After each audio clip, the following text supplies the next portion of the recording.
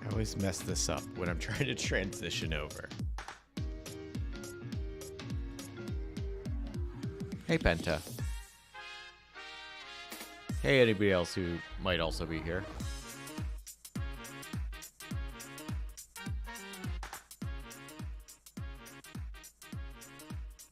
That might be a good volume. Let me know if that's too quiet.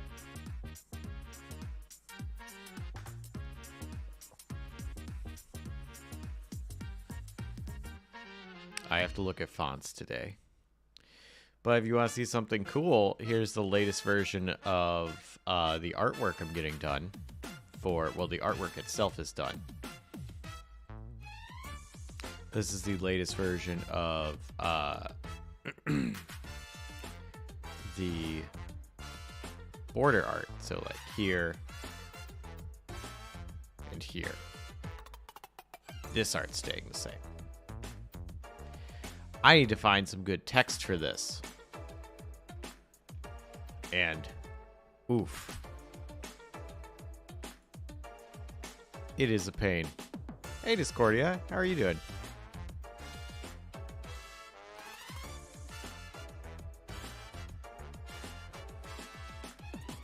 I think... Yeah, I need to find text. Oh, font. I'm sorry. Yes, font.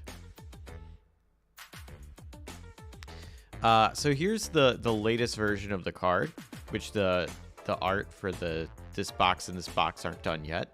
This is the latest version, but it's really cool. I do like it.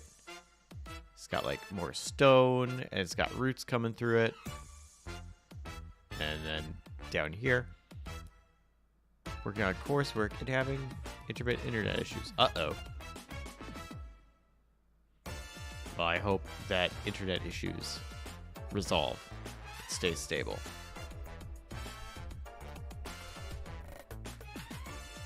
And I hope coursework goes well. And also, how are you doing today? But yeah, font, not text. The content I've got. I just need to make a font that works. I think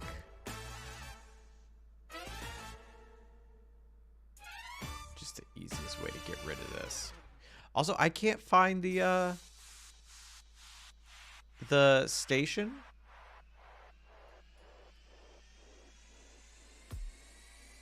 Yeah, I think it would do it that way. The Electro Station, I can't find it now, so I'm afraid to change stations.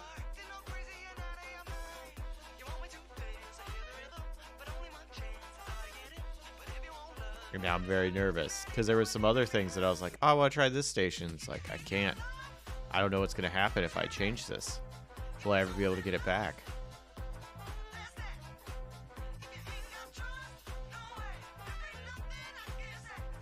Italian. So what's the boring part? The boring part, how are you doing, Italian? Is like, I've got a, basically the main thing is picking font. Duplicate. So what I have is my cards for the Labyrinth deck. And I bet that was a Honey Bunny. Hey, Honey Bunny. Hey, everybody ready with Honey Bunny. How are you doing? You like fonts?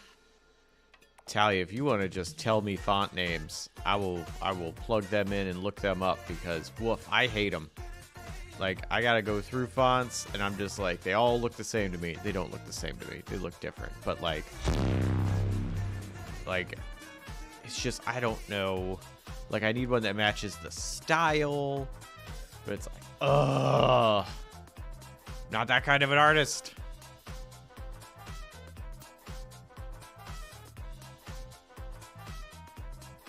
Would Grindelwald be safe to eat? As safe as humans are to eat, I would say.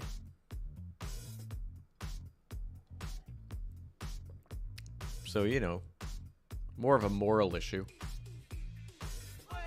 See what I say. Recently went hunting for one for the cover. Friends VTN game ended up using Road Rage. Where'd you get it from? I don't think Road Rage is the font I'm going to be looking for. Oh, that's pretty good, though. I do like that. I kind of like this squiggly.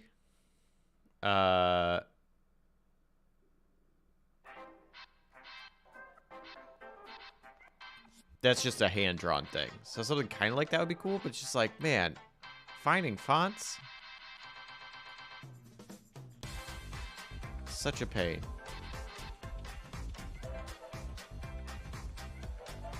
I need you to be on the top layer. There we go.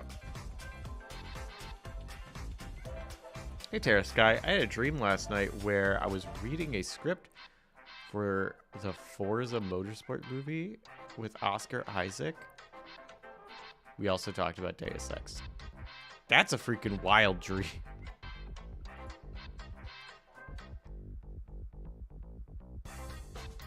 Oh, my anime inept font.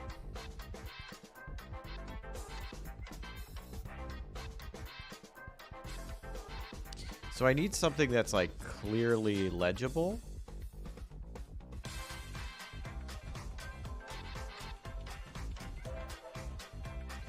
But I'm also want something that's like, oh, you know, nice. It fits a style. So let me show you the, I don't remember if I've shown all the art.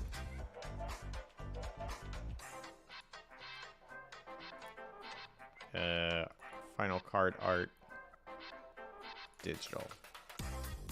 So it's like kind of like where this is an NPC. So like each card has its own art.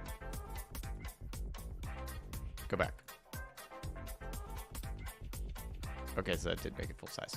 So it's like this is I think it's Boss Monster, Dead End, the Exit, a monster, an NPC, a puzzle, a safe place, test of skill, a trap, treasure, and I also have them in black and white, which I actually kind of like the black and white ones even more. I just think they're very dynamic.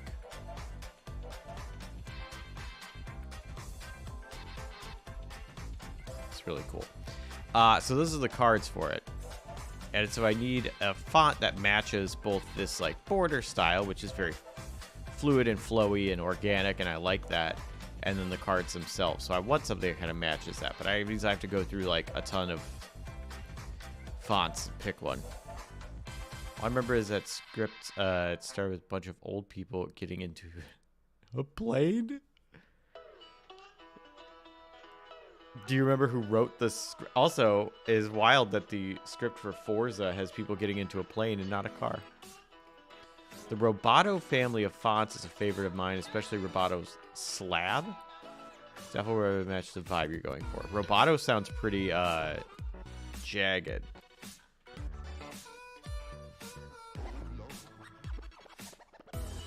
Oh. Roboto Slab. That is a nice font, though.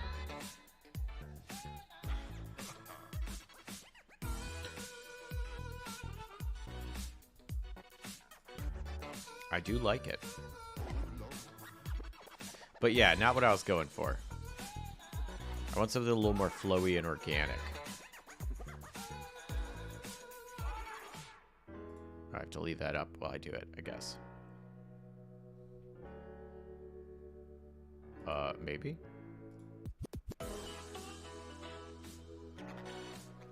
I was doing it before. Why is it not? Hey, program, I'm doing something wrong here, and I need you to tell me what. There we go. Flying to the race tournament. Why not drive to the race tournament? I tried looking for free fonts online. Take a phrase you want to use. Go on the list. See if you can. Says search category like fantasy. Let me see. I have so many on here. Sometimes like just rolling through this first because it comes with a lot, but I think it's a good idea. We're using Google Fonts. Currently I'm about 1,001 fonts, but I could use Google Fonts. Hey Deeps, how you doing? Oh, okay. Well, they can't drive to Hawaii, so that makes sense.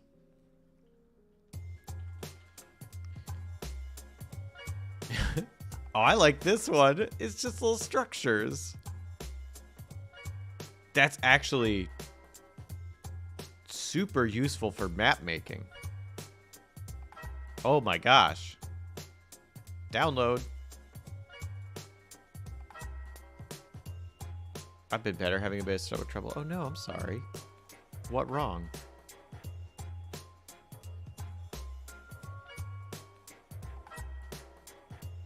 What about something like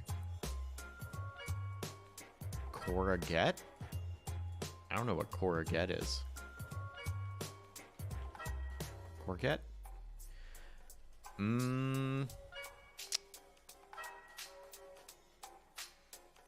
Think I need something bolder?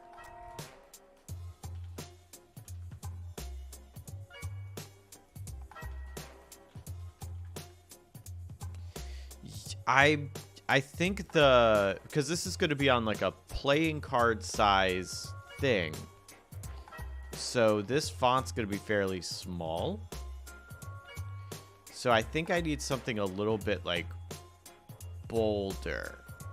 Like having these really fine points looks nice, but once you like make that smaller and smaller and smaller and smaller, Courgette. Oh, okay. Is it, wait, it's pronounced Courgette? Idem? Ooh. Okay, I don't know if this will work, but I like this font. Moaning Mini.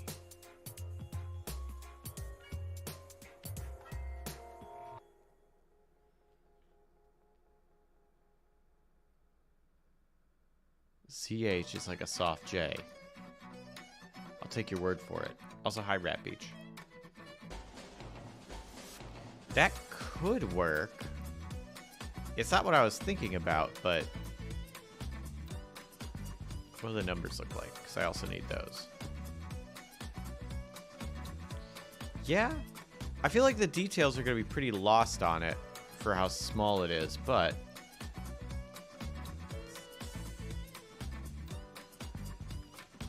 Sriracha? Like the sauce?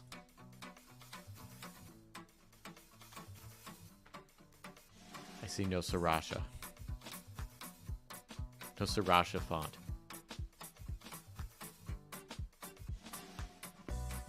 Is that what I just said? Yeah, that was what I just said.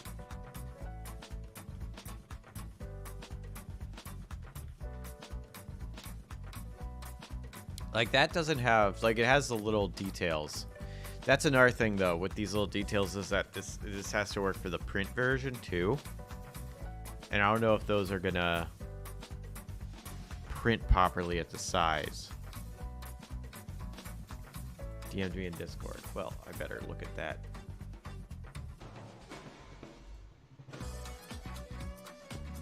Copy link. Thank you.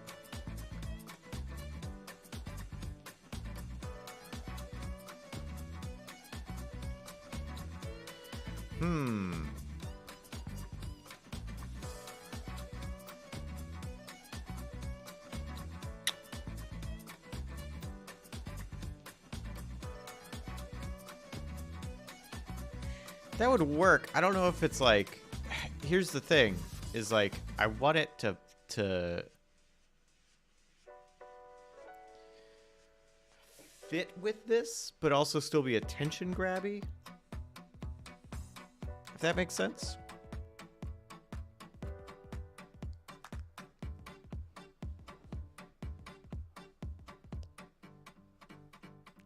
Fairly long list here.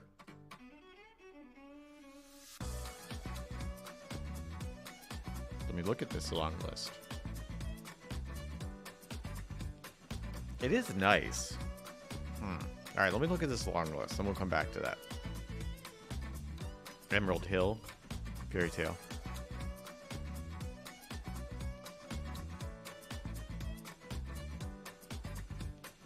Nightmare Pill. Not at all what I'm looking for, but I like it. Berkshire Swash.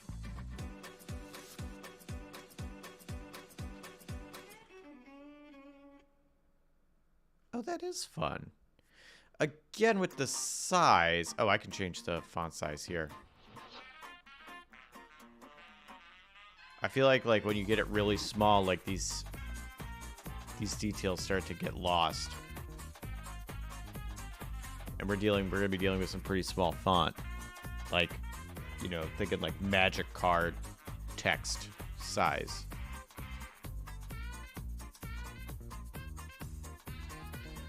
Rosito. Yeah, it's a really nice font. I agree.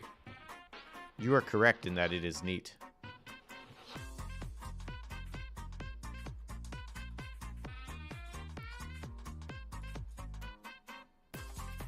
Though I don't know with when it goes below a baseline, I'm also curious if that's going to cause more problems for this setup.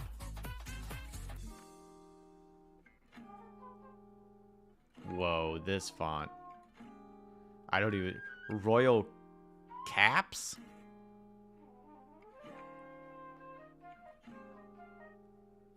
I don't even know what this word... I can't even read this font.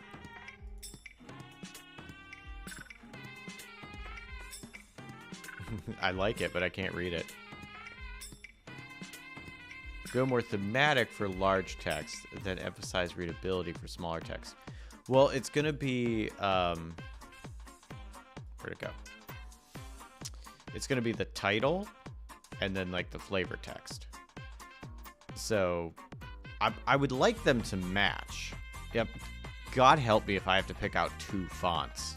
Like, so this font and this font need to be the same. And then the number should... I'm thinking should... The person said they could do... Because it's only 3 numbers. It's either a 3, a 5, or a 4. Not numerical order, like I just said. But it's either 3, or 4, or 5. And they said they could do hand letter, but my thought being that it should, or hand numbering, but my thought being is it should match the font.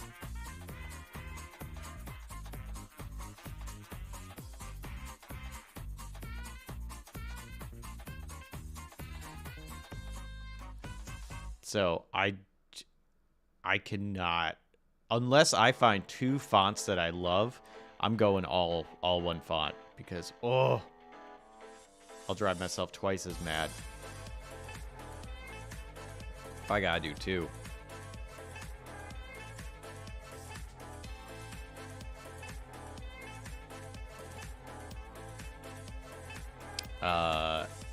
Hey, Pacific Blue. Hello, Help Desk. Yes, wow, first time caller. Love the show. So last week my RPG stopped working, and I think it's clogged, but it's difficult to reach into the RPG without the guidance of a pro. Thank you for your whenever I think of stuff like that, I always think about Car Talk, where people call in.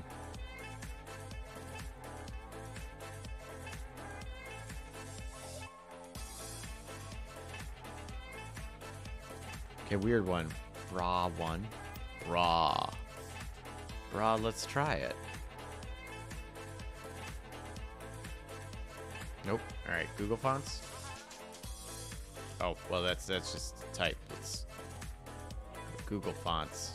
Search fonts. Bra one. Can't find.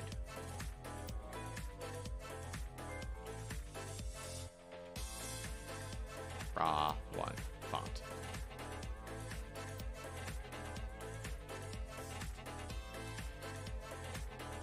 Or is it just bra?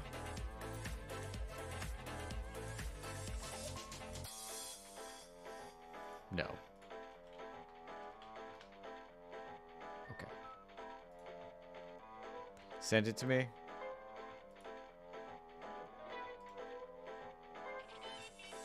Well, let's copy this link. Oh, what? Oh. What is this?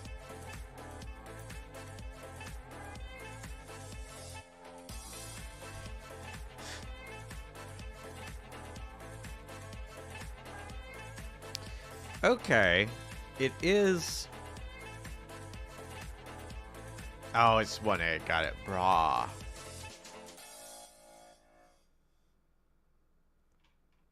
You sent it to me, and it decided that it shouldn't be in English. But it does have English letters in the font, so that works. Let's make this smaller. Yeah, that's definitely legible.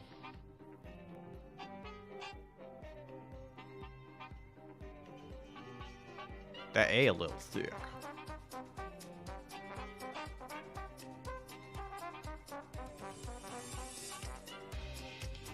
Alright, I'm holding on to that. Ooh, some like Alice in Wonderland font. Ooh, okay. Oh, Enchantland, this is a Disney font.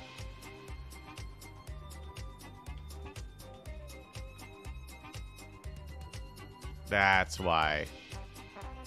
Okay, I don't want the Disney font. Legally distinct Disney Fox. It looks like Hindi? It could be. I don't know enough about Hindi to be able to confirm or deny that suspicion.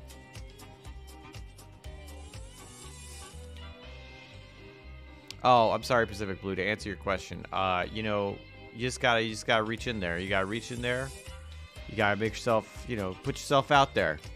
Be a little vulnerable. Reach in there and unclog it.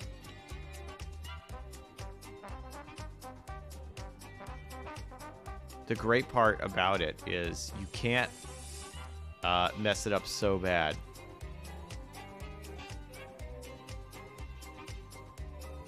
That you hurt yourself, probably. Breathe Fire 5. Ooh, it's all caps, too.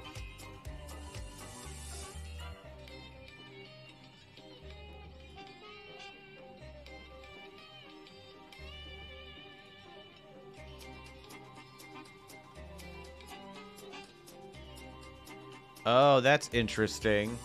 It's the same font. Oh, no, it's not. So it has all... Most of them have the same... Oh, that's weird. So some of the capitals have a, rather than being higher, they're lower. So like the lowercase L has the...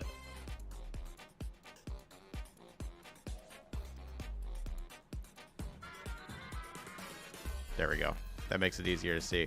So like the P is higher, but they're the same height here, and then the L is a little higher and quite a bit lower. Interesting.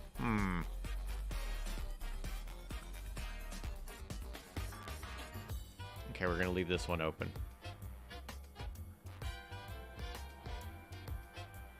Where'd it go? Breathe fire. Okay, open a new tab. There we go. Yeah, small caps but funky. Yeah. Very funky. See, like this, I like this, but I feel like, well, A, it's probably a little too jagged. And B, it's like, it's got two spots that are too close together. And once you make it smaller, I'm not convinced that it'll be super legible.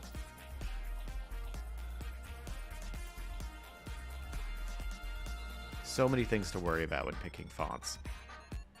This is just Elvish. That's just straight up Elvish. Ooh, goopy font.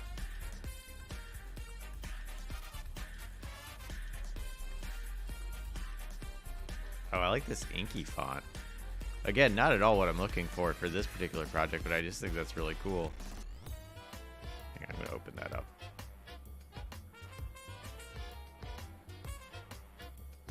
Ooh, that is hard to read. Like how big the capital letter is. I think that looks really cool, but man. McNancy, many of these, I feel like mimic an IP. Oh, yeah. Yeah, definitely. Oh, is this one just like butterflies and fairies? That's kind of cool. Ooh, this one's dragons.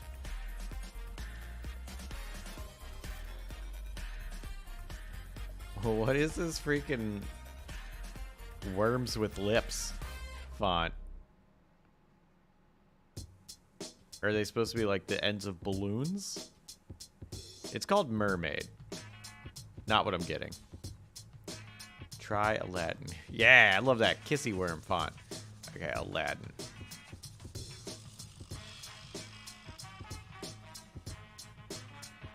Oh my gosh.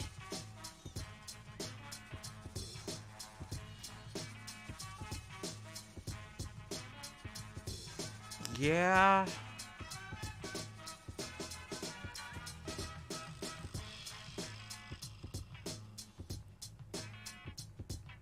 I feel like I want something a little more. This is good font, but I feel like I want something with a little more pizzazz, like a little more oomph to it. But I'm not sure that's the right call.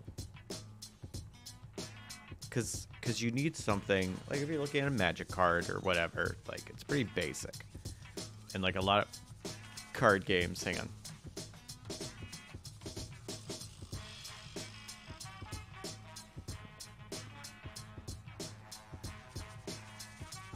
Like the font's really basic because it's legibility, but like I need that combination of legibility and look at how cool this is.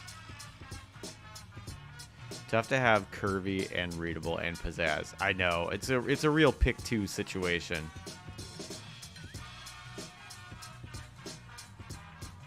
And like between curvy, readable, and pizzazz, readable has to win. So it's probably readable and pizzazz. But maybe it should be readable and curvy. What is this?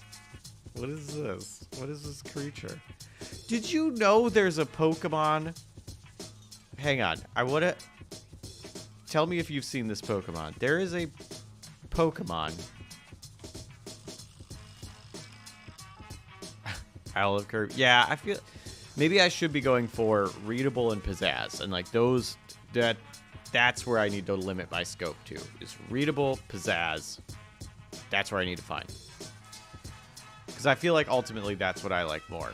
And like, well, I am trying to make a product for other people. I'm trying to make something I think looks cool. Okay, did you know that there is a buff? Like, you know, like human Pokemon? Like, that's just a thing. Like, Low Bunny or whatever, where it's like, oh, that's just a person, sort of, in a bunny costume. There is a ultra buff mosquito with like 6 just buff ass legs. Did you know that? David Low Bunny. Like, I'm going to show you this. And I want you to legitimately tell me that you either A, knew this was a Pokemon, or B, if you saw this without that context, would be like, that's not real. That's fan-made. Also, hang on.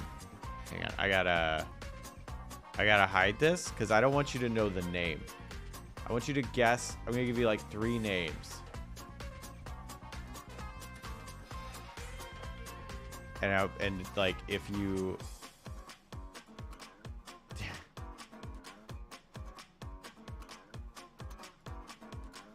All right, here we go. How do I black out the name? There we go. Okay, here's a real Pokemon.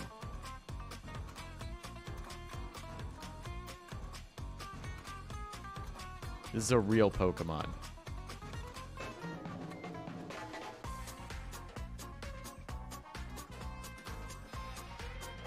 Look at these legs. Sorry, it has 4 legs and 2 arms. You've seen that? Are those eyes on its chest? No, it's just super buff. I don't think those are its eyes. Like, if you saw this, would you... Are you like, yeah, that's a Pokemon. I believe that design. Like a Digimon, sure. Actually, it doesn't have enough belts to be a Digimon. Tiggle bitties. Like...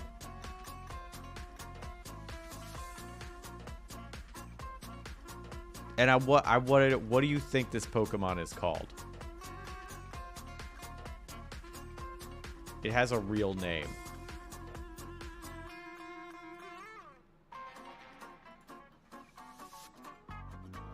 Oh gosh, here's another picture. Hang on.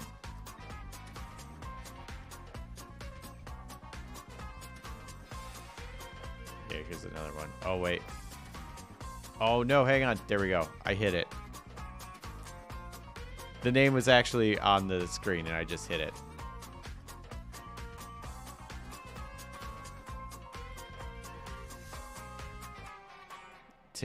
I know your guess wasn't Tiggle Bitties, Talion, but I'm going to count that as a guess.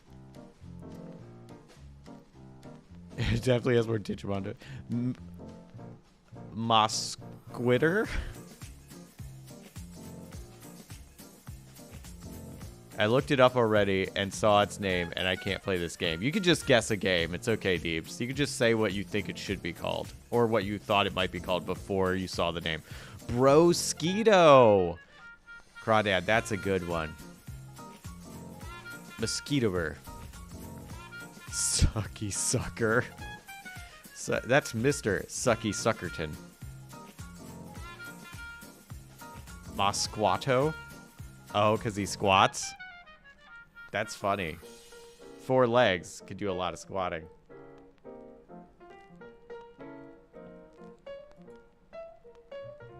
Oh, I really like this fan render of this. Hang on.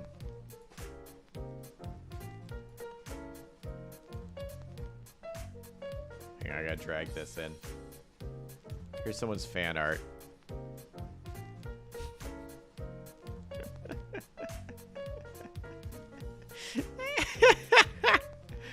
Gerald. Gerald is pretty good. That's definitely a Julia name for a Pokemon. These freaking eyes. I love it. Driller. Blood buff. All right.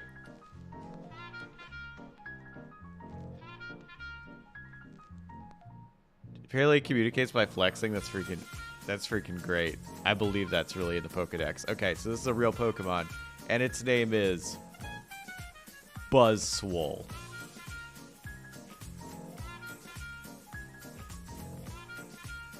It's a real Pokemon, and its name is Buzzwole.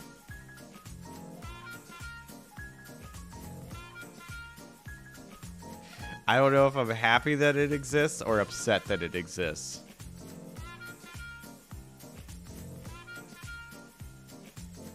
But it's real. Not sure how we got here from fonts. I'm very easily distracted. Discordia. That's how we got here from fonts. Ever need another reason to play another Pokemon game? Forget Buzz Lightyear. I want Buzzwole. What tier would you put it in? Hell yeah, neat, fine, super hell, or pervert? I feel like it's a Venn diagram, and one of them is definitely pervert, and then the other one is I don't know, probably hell yeah. Where it's like each of those kind of connect in like a circle, so the two extremes connect at the top. It's straddling neat and pervert. The fact that you use the word straddling makes it extra funny to me. Alright, let's get... Now that we all know what Buzzwole's name is, I can bring this back over. God, it's really funny to me.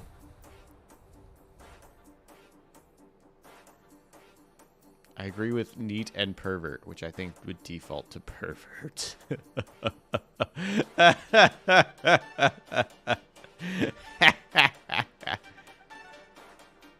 Oh, Cherry Tail. Breath file. Here we go. Ooh. Is this just...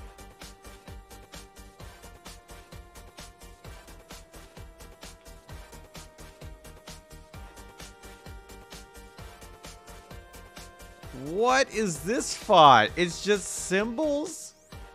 I'm downloading this right now. Are you kidding me? License freeware? Okay. It's just a bunch of symbols. Heck yeah, I want that. This was just dragons? Hey, what's up, Splitter Fiction? Did you see Buzzwole? Did you see our pervert friend Buzzwole? Drawfee makes me want to play Digimon, right? I agree. Drawfee makes me want to play Digimon. Or watch it or something. Like, it makes me want to get into Digimon.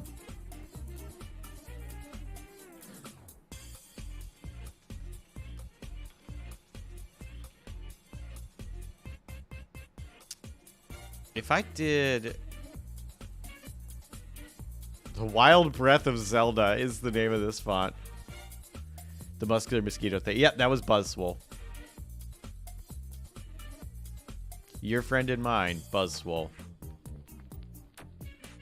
So this is just dragons? That's cool.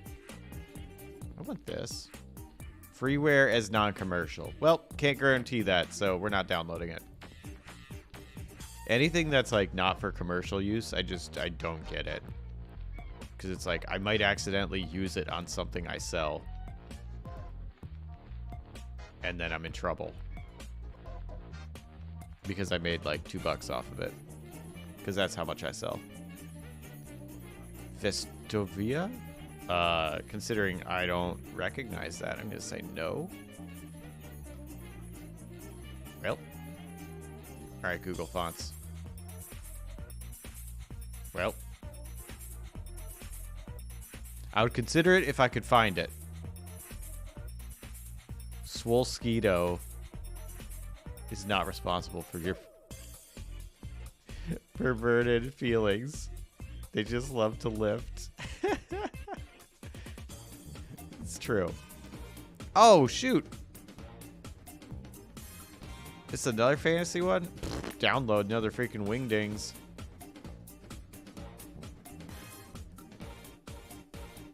Oh, it's another one? Nope, that's none.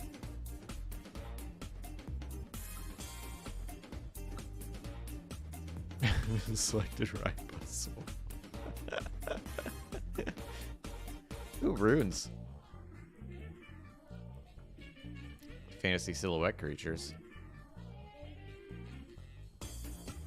More fantasy creatures. Aw, this one's freeware. Download! I wish they were all called Wingdings, so they'd be able to keep track of them. Oh, I like that, but that's too wispy. Ooh, what is this?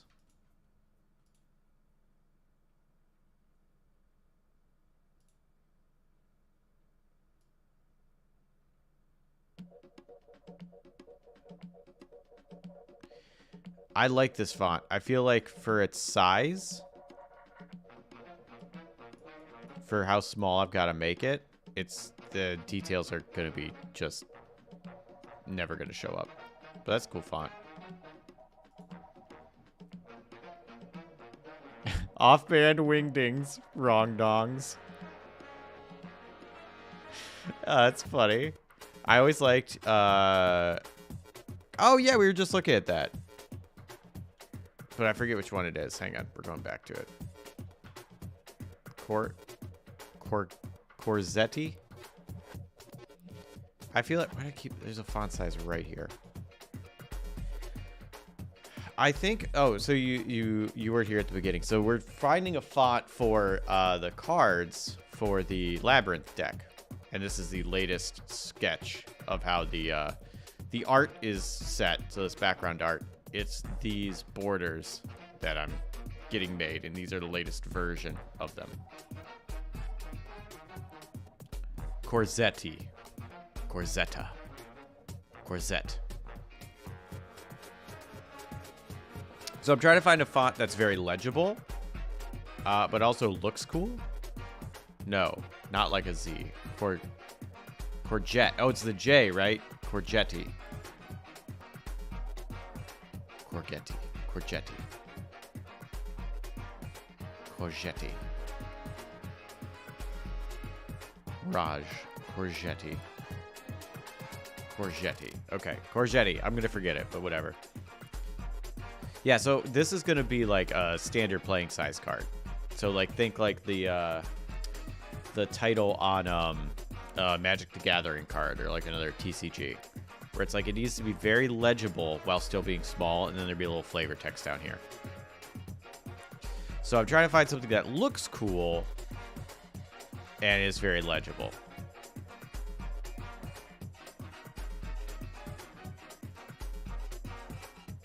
Copy link. There we go.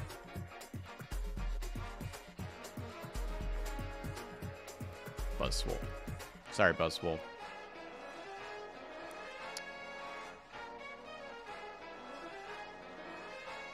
Ooh. Okay. That's a nice font.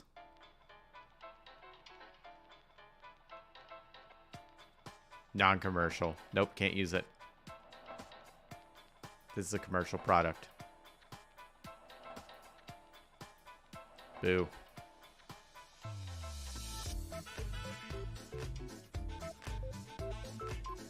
Bummer. Because that's pretty nice.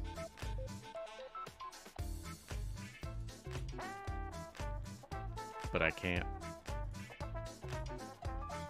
Breath of Fire? Yeah, it's...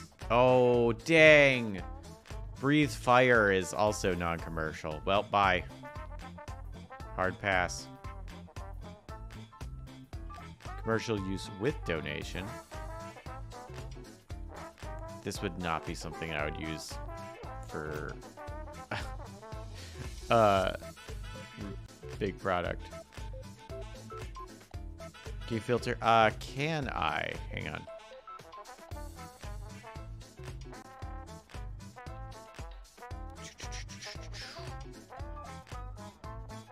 Commercial use. There we go. Yes, I can. Did it restart me at the beginning? No. All right, we'll just work backwards.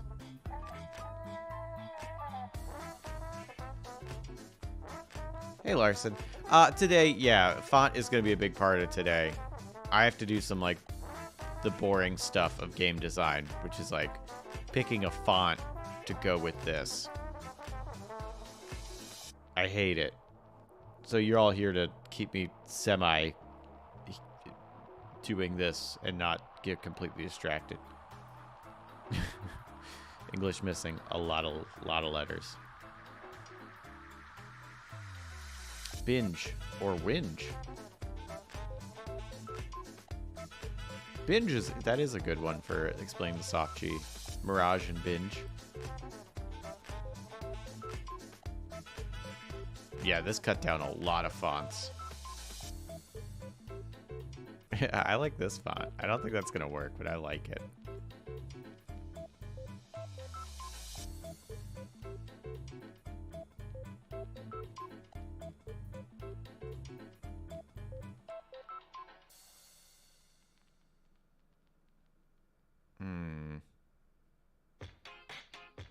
Yeah, that cut out a ton of them. We could talk sword trails? What's sword trails?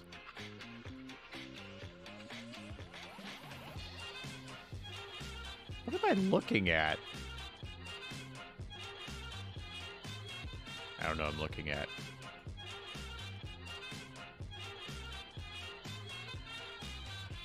Ooh. Spindle's End. I feel like the size difference between capitals and smalls is a little too big on this, but I kind of like this.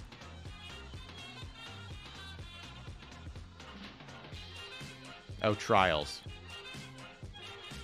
Sword trials? What's sword trials? Grizzly Beast?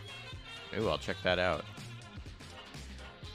No, I'm hoping for distractions, Larson. So if you have any RPG-related questions, today is a great day to ask. Oh, so many fonts of them. Like, oh, I guess my reader should be able to read it. Yeah, I know. Big mood. What is it? Font Space. That's Google Fonts.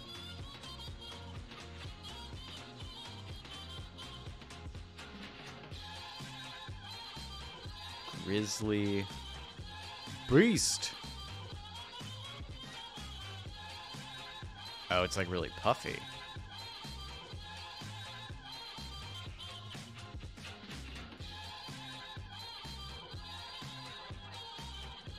That is very legible. I don't know if it fits the style, though.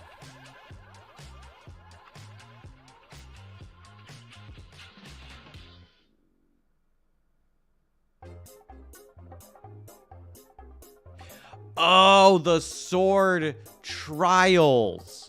The trials the sword is doing for the person to see if they're worthy of wielding the blade.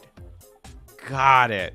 Man, I was thinking of like Trials, the Ubisoft motorcycle game. I was thinking about like a web comic. I was just like, oh, sword trials.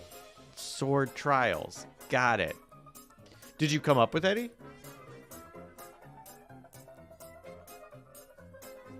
And did you consider like what the sword would consider good as being lawful good? Make a D8 by gluing two D4s together. Or is it just an urban legend?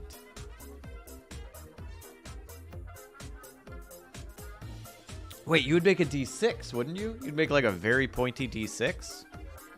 Hang on, I gotta grab some D4s.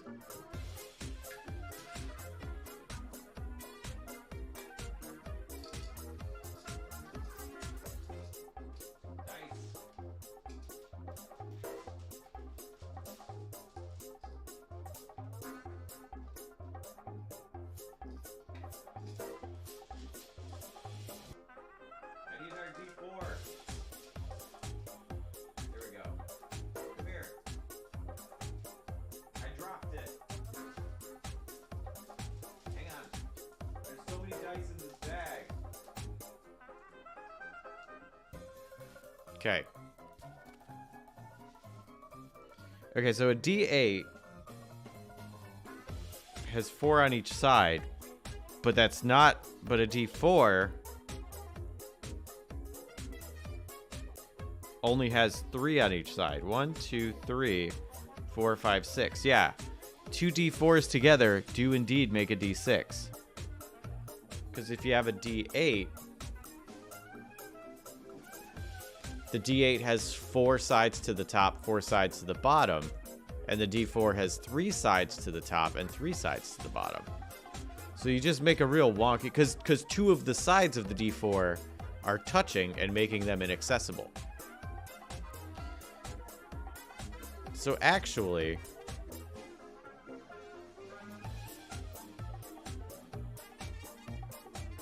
yeah. So you make a very strange, wait. 1, 2, 3, 4. Yeah, it's D6. Also,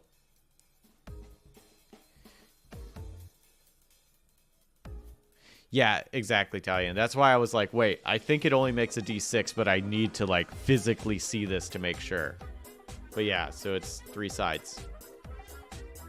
So you have 2 D5s.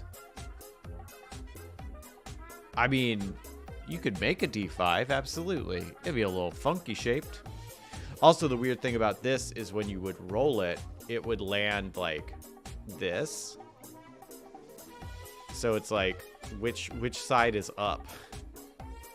Because like one side's gonna lay flat, and then you're gonna have this weird like angled piece.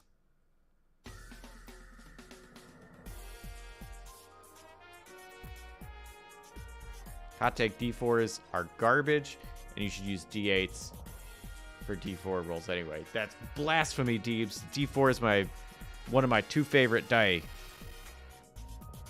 You get out of here. D4 is great.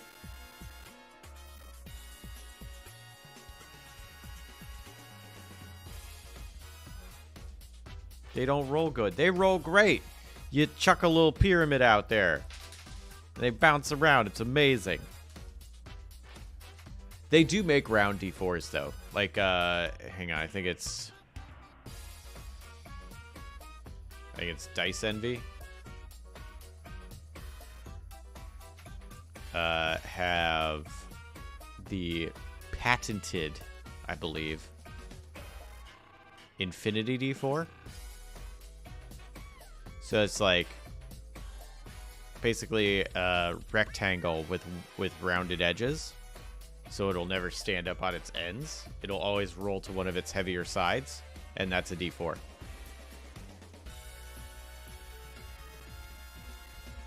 Infinite D4? I wish that's how they wrote it. I don't think that's how they write it, though.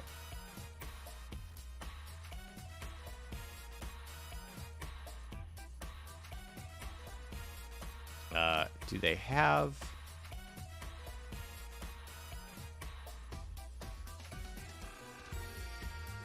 I wish they just had, like, hey.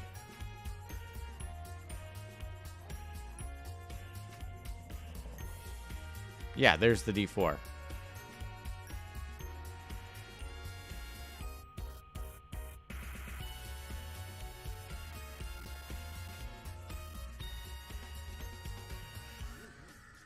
I feel like D4s roll as well as a D6. I mean, they're just, like, super hard edges.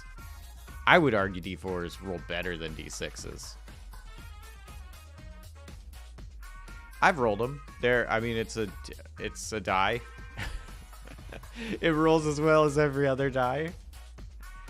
Technically, it has more of like a roll that like a D, a D8 would have.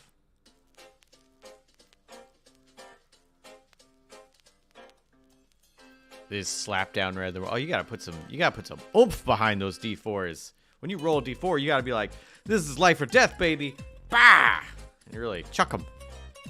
Get some force.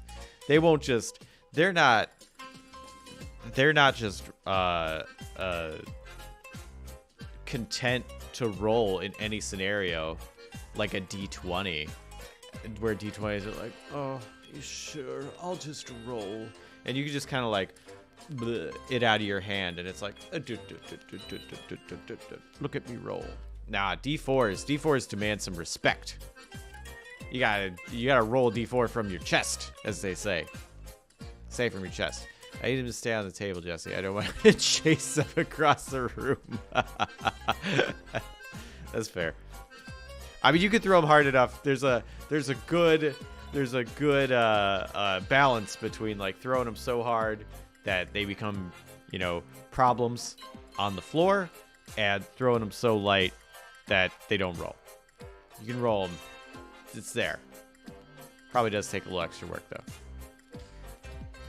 I have to do like a toss up and roll in the air with them to feel like they rolled it all. Yeah, you gotta do that's a way to do it. Like get some air. Be like, huh. Oh gosh. Yeah, like bam. Give him that little. Alright, but that can send him off the table.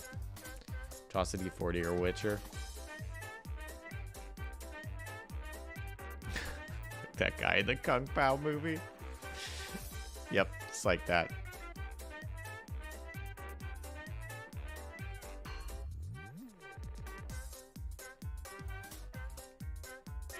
So is this one?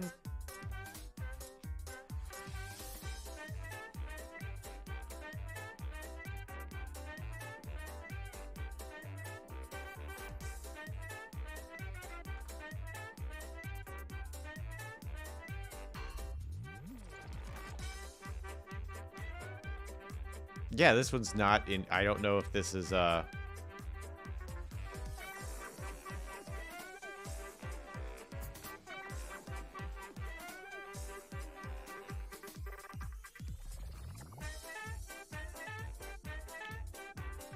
one's not in English, so I can't tell if it's for commercial use.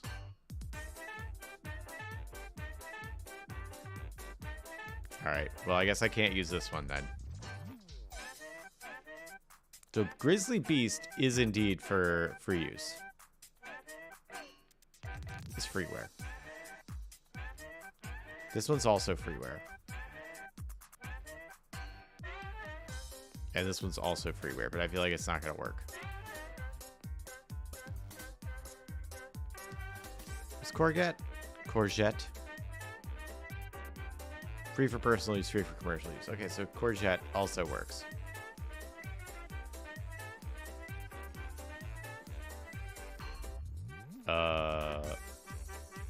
Uh-oh. Did I close the window? Shoot. I did. Thoughts on moldy cheese? Is that a font?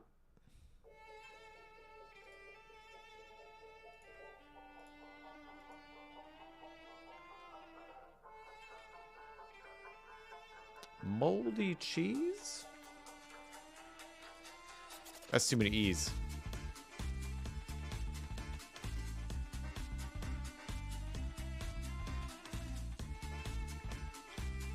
Moldy cheese font.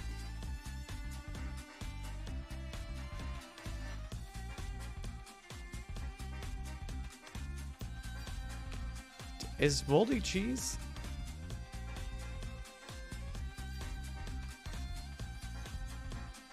Is moldy cheese and Grizzly Beast like the same font? No, they're slightly different.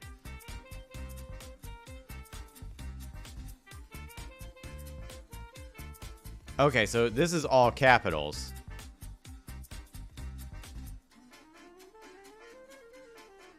I think I like, comparing these two, I think I like Moldy Cheese a little more than Grizzly Beast.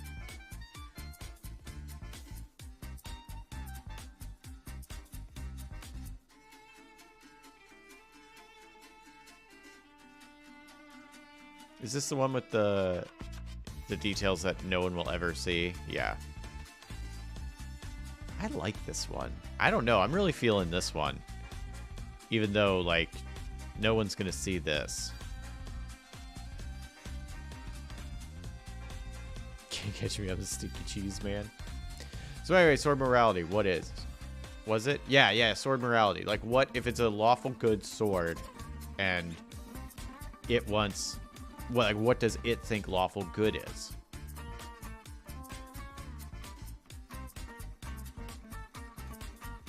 Which book? Ah, shoot, it's the 26th. I have another Amazon thing I gotta use.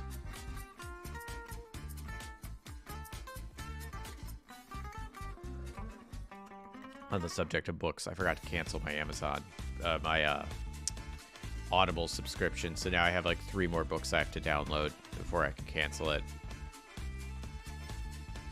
Which I'm currently, I got How to Sell a Haunted House by, shoot, what's his name? Crap. How to Sell a Haunted House. Grady Hendrix. I was like, Madrix? What was his name? Grady Hendrix. Really good. I forget how far into it I am. I am loving it. Came out this year, too. It is not as funny as I was expecting. I was expecting more of a comedy horror. But it's really good. So on the subject of books, that one.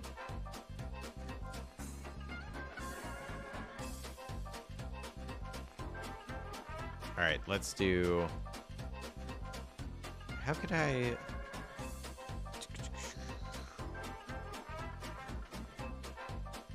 I need... Yeah, I need free for commercial use. Whoops.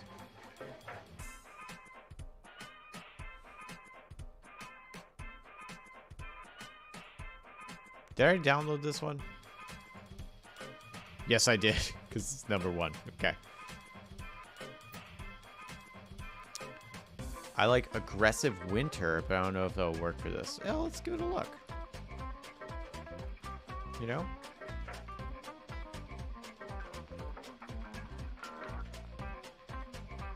Ooh.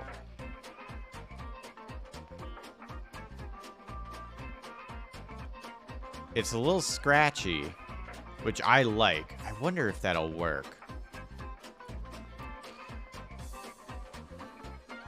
Once upon a time, there was a giant. The giant squeezed Jack and said, "Tell me a story or I'll grind your bones to make bread. And when the story is finished, I'll grind your bones to make my bread anyway." Ha ha ha. The giant laughed an ugly laugh. "He'll kill me if I do. He'll kill me if I don't," Jack thought. "There's only one way out of this." So he began his story. Once upon a time, there was a giant. The giant squeezed Jack and said, "Tell me a story or I'll grind your bones to dust. Grind your bones to make bread." Wait, so Jack just tells that story for all eternity? That's super meta, Jack. Strictly speaking, it's a neutral good sword. Oh, right, neutral good, okay. It does... over and over till giants fell asleep. Oh.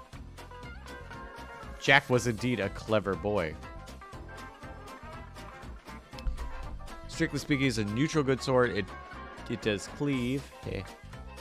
To a very traditional view of heroism, though. Big on valor and honesty and humility and generosity and all that good stuff. Slightly marred by having been owned by a very racist family for so long. So it has some wrong ideas about humans, but it is, when push comes to shove, fundamentally good. Okay, well then, I would say, Larson, taking those factors. So, what you describe as traditional values of heroism. So, valor. So big displays. Big events. Like, you can't just defeat something. You gotta defeat it like you're a freaking pro wrestler cutting a promo on it while you defeat it. Honesty. So, you know, holding up to those values at all aspects of your life. Humility. Like, not judging people, serving those you know, everybody who needs it, and generosity. So like those are 4 really, really good pillars to build stuff on. So like if is the sword taking notes? Like he interacts with someone and his sword goes and like starts scribbling a note, and then the character can be like, oh damn it, I was too judgmental, or like I sounded rude or something, or like, oh, I fibbed. Like how is this going to show it? Because I feel like those 4 things you mentioned are spot on. You can build, like I said, 4 pillars to build these things on. And you can put like quests for those individually. Like what's a thing based on generosity? What's a thing based on, you know, honesty? And then what's a thing based on valor? What's a thing based on humility? And then like take each of those and pair them with another one. So what's a test that shows valor and honesty? What's a test that shows valor and humility? What's a test that shows valor and generosity? What's a test that shows honesty and humility? And honesty and generosity, and humility and valor, and humility and generosity. And so each of those, if you drew each of those words, there you would draw lines circling each. Does that make sense? Hang on. So if you have valor, honesty, hosty, humility,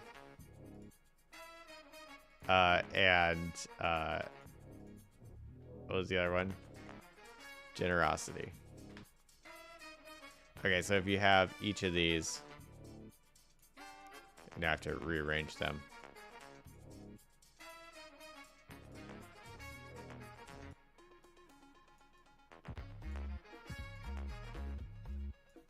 Put this one on the bottom. Make that easier for me. So you got set up like this. So like you have a trial for each of these. And then what's your trial for generosity and valor? What's your trial for generosity and honesty? What's your trial of generosity and humility? What's trial of valor and honesty? Valor and humility. Like always have a connection to each of those.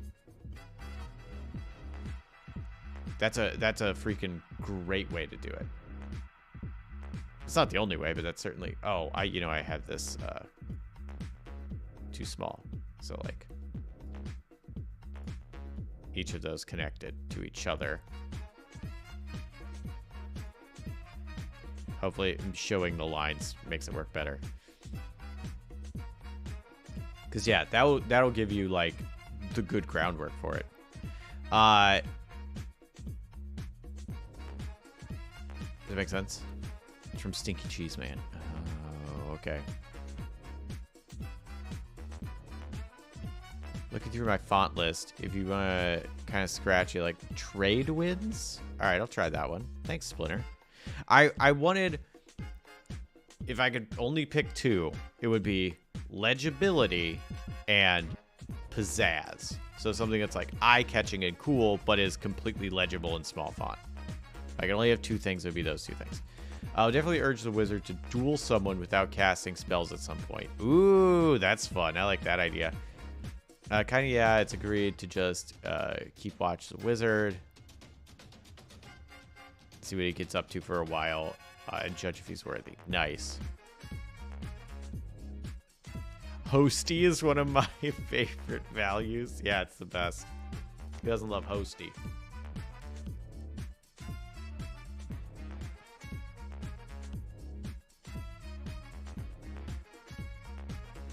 All right, so let's do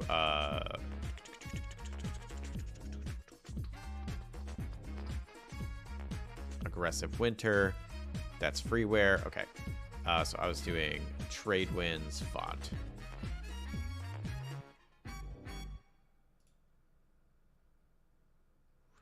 Ooh, that is nice. Okay. Is it free for personal use, free for commercial use. Oh, shoot. It's actually...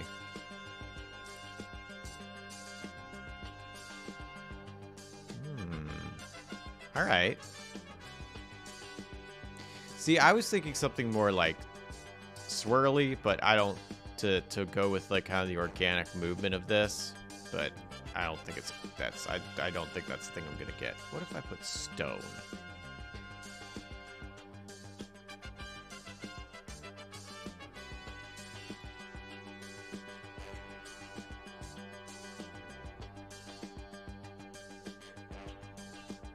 I need...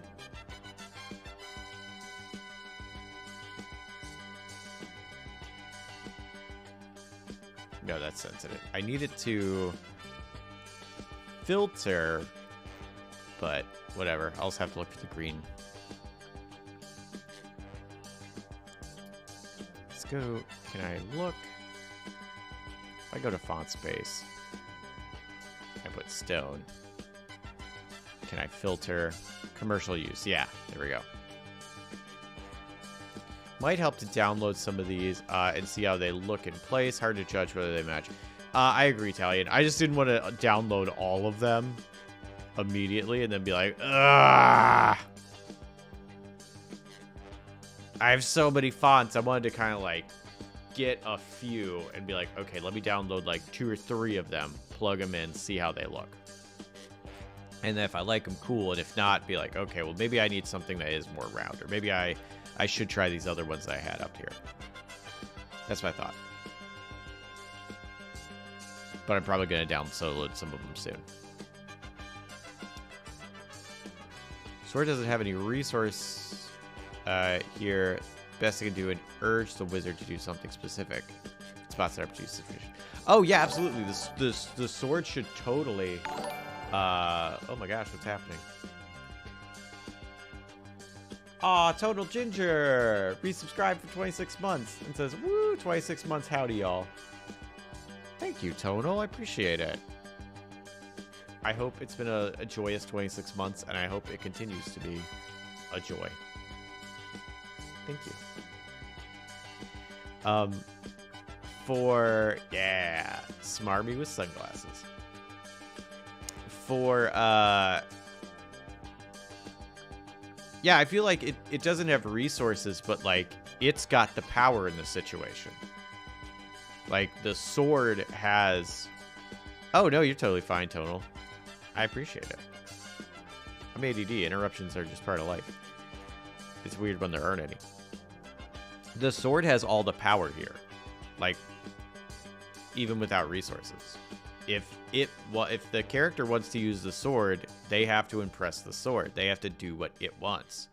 Or not what it wants. They have to prove it themselves based on what it thinks should be done. So, yeah, it's... I forget the wording for that, but yeah, it has the power. Because, like, it could just, like, pretty much, yeah, and they want to use it. So basically, it can just, like, what? If they don't, if they're like, you're not worthy, can they just be like, you can't wield the sword? Like, what happens? Like, can the sword poof away? Can it just become, like, too heavy or, like, unwieldy or something? Like, it's like trying to use a live fish as a weapon. Like, it's just...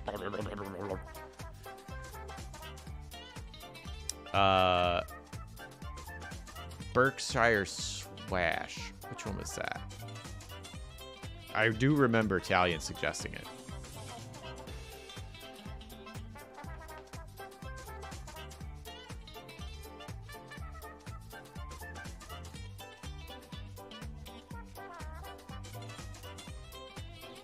Oh, I remember now. Yeah. The thing I'm worried about with this one is that when you have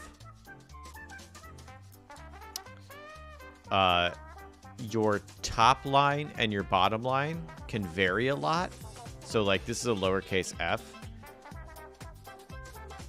and it's going so much lower than other things. So when you have a word like safe, you have to go, okay, I'm going to have to make sure I have X amount of space between the top and bottom for that letter. But if it's only a few letters that do that, then it's like, oh, well, most words don't have that. So now all your other stuff is going to look like, oh, it's a little too mushed. Like why didn't you make that font bigger? It's like, well, then it wouldn't match the one thing with the F. So that's why I think I didn't have it open. Even though I like it, but maybe I'll give it a shot. I might download it. What's the rights for this? About license. License. Okay, so it's free license. But I might download it anyway and just give it a shot. Let's use Finesse, Elf Shadow, 1d6 cold versus human longsword. Also has Songcraft, makes music when striking. And Waterborne, floats in water. Ooh, interesting. But yeah, what happens if the sword doesn't choose them and they just want to use it as a sword? Like, what power does the sword have? To just be like, no. Buzz off. Alright, we're going to try a couple of these. We're going to download Tradewinds. We're going to download Berkshire.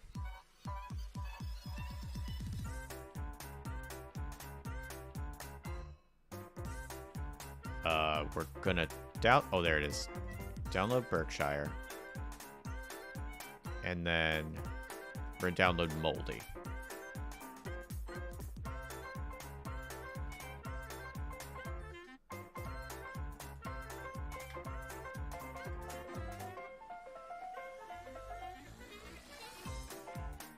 Then we're going to install it. So Moldy.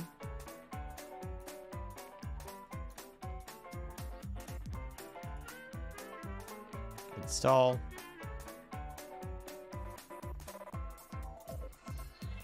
Berkshire. We're going to install.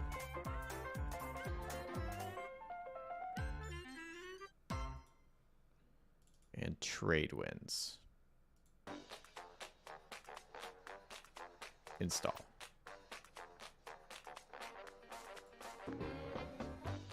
Yeah, moldy cheese for everyone. Yeah! Okay, so these last three we've installed.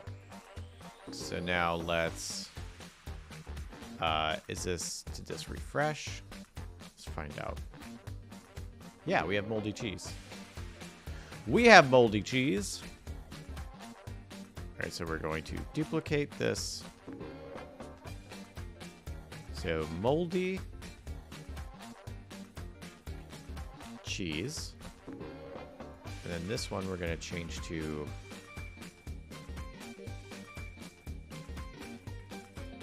Tradewinds. And this last one was Berkshire.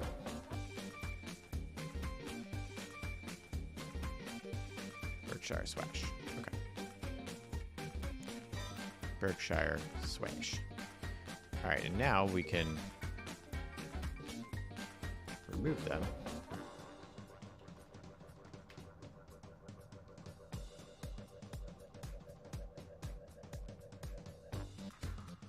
Actually, we're going to do full text box.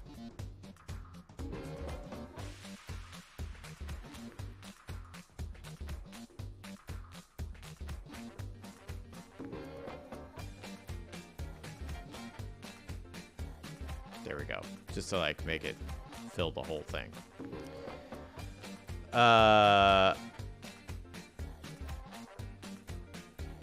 See what we mean? Yeah. In that case, it acts like a mundane longsword, but it also imposes disadvantage on every attack. Ooh, that's fun, Larson. I like that a lot. When the party fought the sword's last owner, the guy had just outed himself as extremely dishonorable and also a huge ass. Tend to go hand in hand. So the sword rebelled against him and he couldn't hit a single swing. That's freaking great. Cool, okay, so it could become just a mundane longsword, but even worse because it offers disadvantages. That's really fun. Okay, so yeah, the sword holds the power because it's like at that point it's not even a weapon worth having. Does it have any... Okay, here's the thought. Does it have any natural defenses if they're like, well, if you won't work for me and you won't work as just a normal longsword, I'll just smelt you down to metal and kill you, and then I'll just sell you as metal. Like, I don't know if your party's going to do that. But, like, does it have any defense against that? Or is it like, I'm a living sword, like... I don't understand the concept of death. So what if you melted me down? Or like, oh no, I'll spend my whole life in your bag? Or I'll spend your whole life in your bag? Time means nothing to me. I'm an item. Okay, so like, what if I don't get discovered for 100 years? So what? It's not really extremely durable due to enhancements materials. No, it's pretty vulnerable. Okay. So does the sword have any incentive to find a new owner?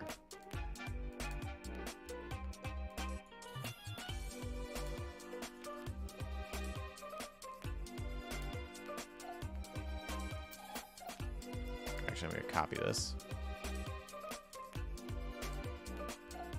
Uh-oh. That didn't work.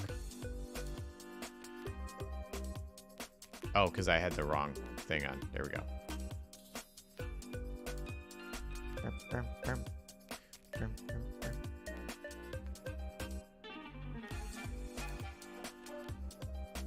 Oh, it's doing the... Shoot. Okay, I have to undo all this.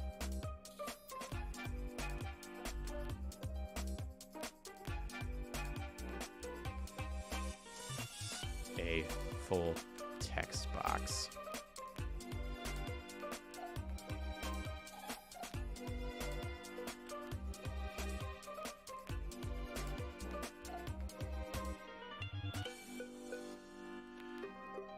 There we go. Full text box. That's very legible. I mean, it's too big, but it's very legible. Moldy cheese is pretty good. Full text box. Ooh, I kind of like that scratchiness of trade winds, though. And then... I don't know, Berkshire works, but I'm not sold. I think I like moldy cheese and trade winds better. Cyber extreme... Oh, okay, but it wants honor and glory and adventure and goodness. Okay. Once it's named, we heard its song. Let's see the smiles of the innocent and the frustrations and torments of the malevolent. Oh, I like this sword. That's fun. Okay.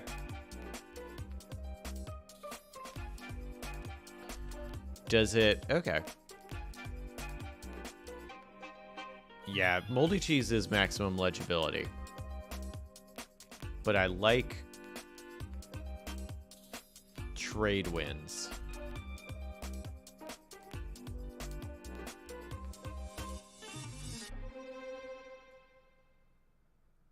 As a font.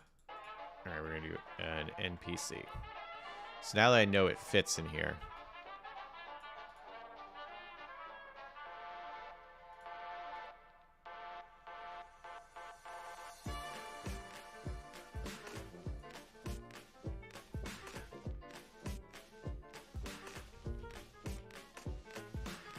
That's probably one of the longer ones. Wait.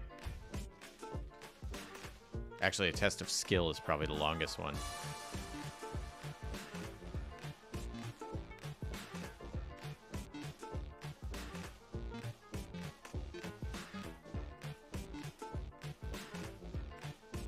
Okay, that still fits.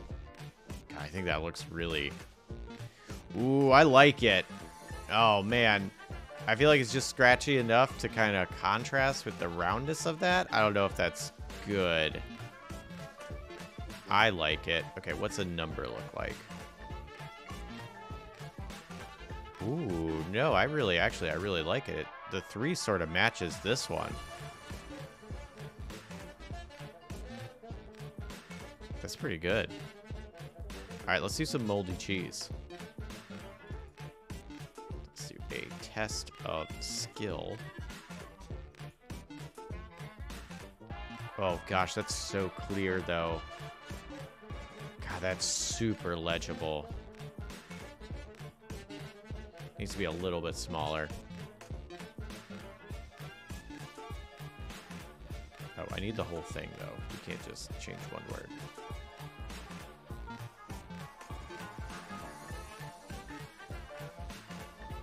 Put it at 13. Traces is my favorite because they're really cool font that doesn't sacrifice legibility. Yeah, I agree. It looks really good.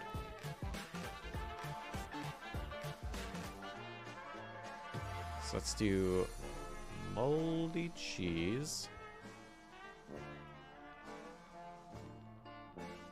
How did numbers on moldy cheese look? Oh gosh, no, that's not what I want. Just move it.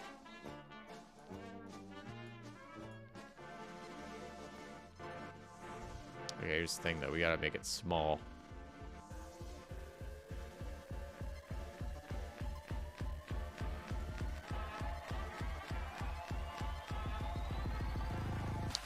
I think I like trade winds.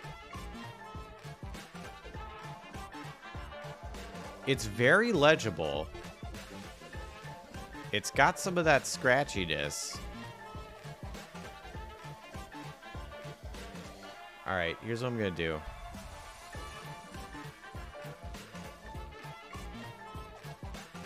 We're going to duplicate. And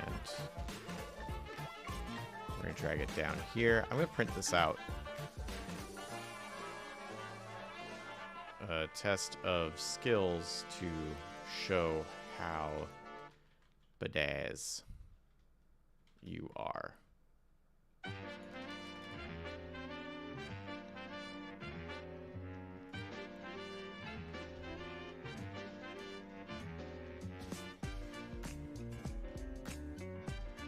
How badass. There we go. And we'll scoot it up just a little bit. This is not like exactly how it's gonna work. That's my Slack. Nobody panic. I feel like this is gonna be a smaller font, which is fine. So we're gonna drop this to like an 11.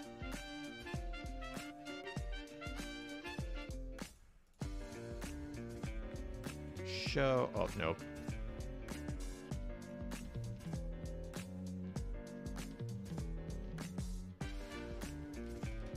We're gonna do it like that.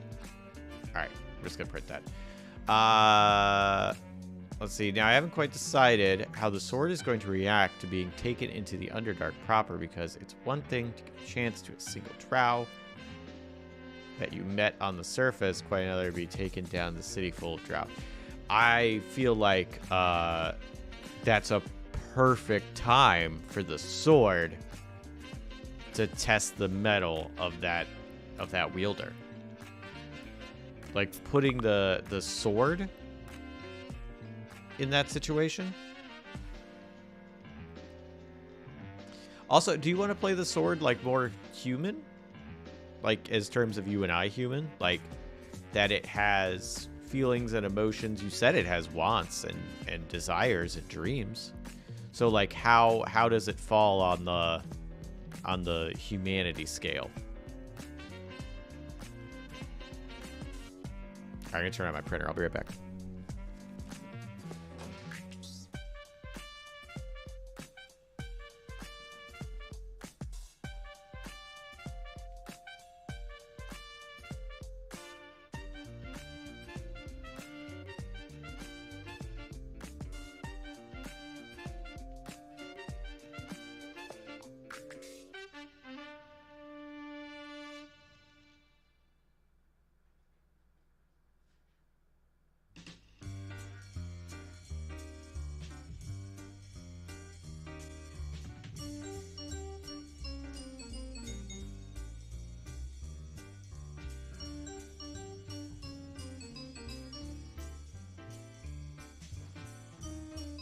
All right, let's print.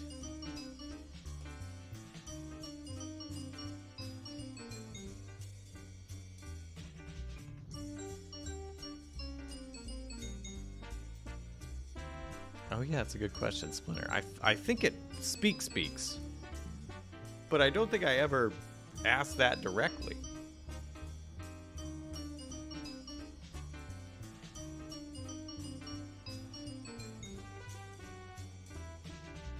There's a frustrated because kind of screaming into the void.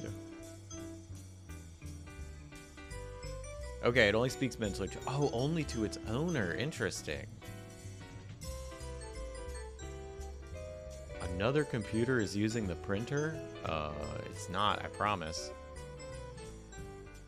I am the only computer. Currently.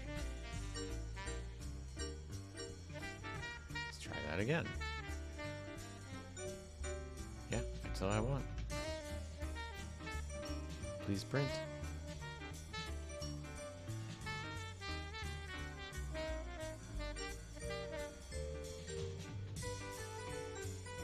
Well.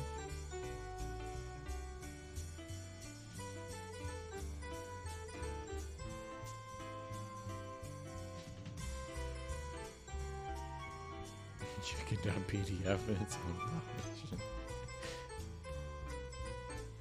Aw, dang it.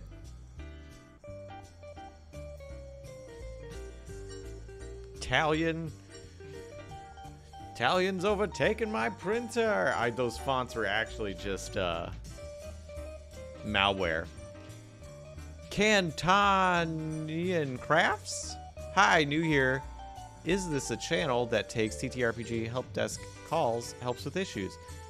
Yes, it is. Wednesday is RPG Help Desk. That's exactly what we're here to do. I'm doing some, like, a little bit of boring stuff, which is, like, picking fonts for an upcoming project I have. But yes, currently we're talking about desires of a sentient weapon. Do you have a question? Cantonian Crafts? Fonts are boring. Fonts themselves aren't boring. Picking them, going through just hundreds of thousands of fonts, boring to me.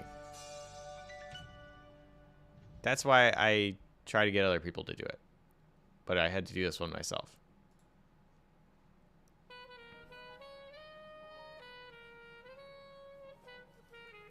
Fonts are thrilling. When you're done helping this person, this is a sentient sword issue. I have a question. Oh, sweet. Alright.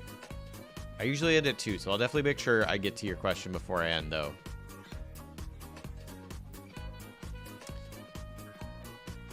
But I gotta check my printer. Hang on one second.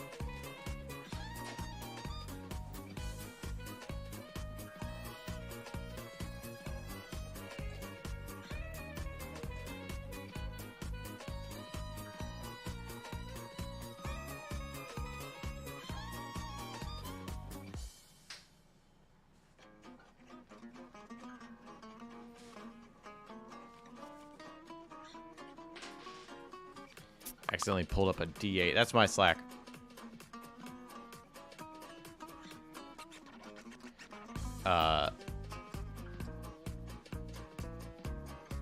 Chicken.pdf. I'm concerned. What is this?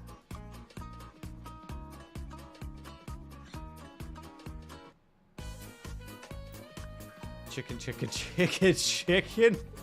What is this?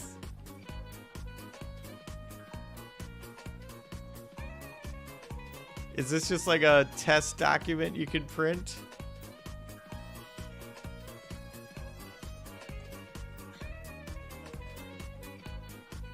This is really funny. So it's all just chicken. Hey, what's up, Skill? I cut my hair today.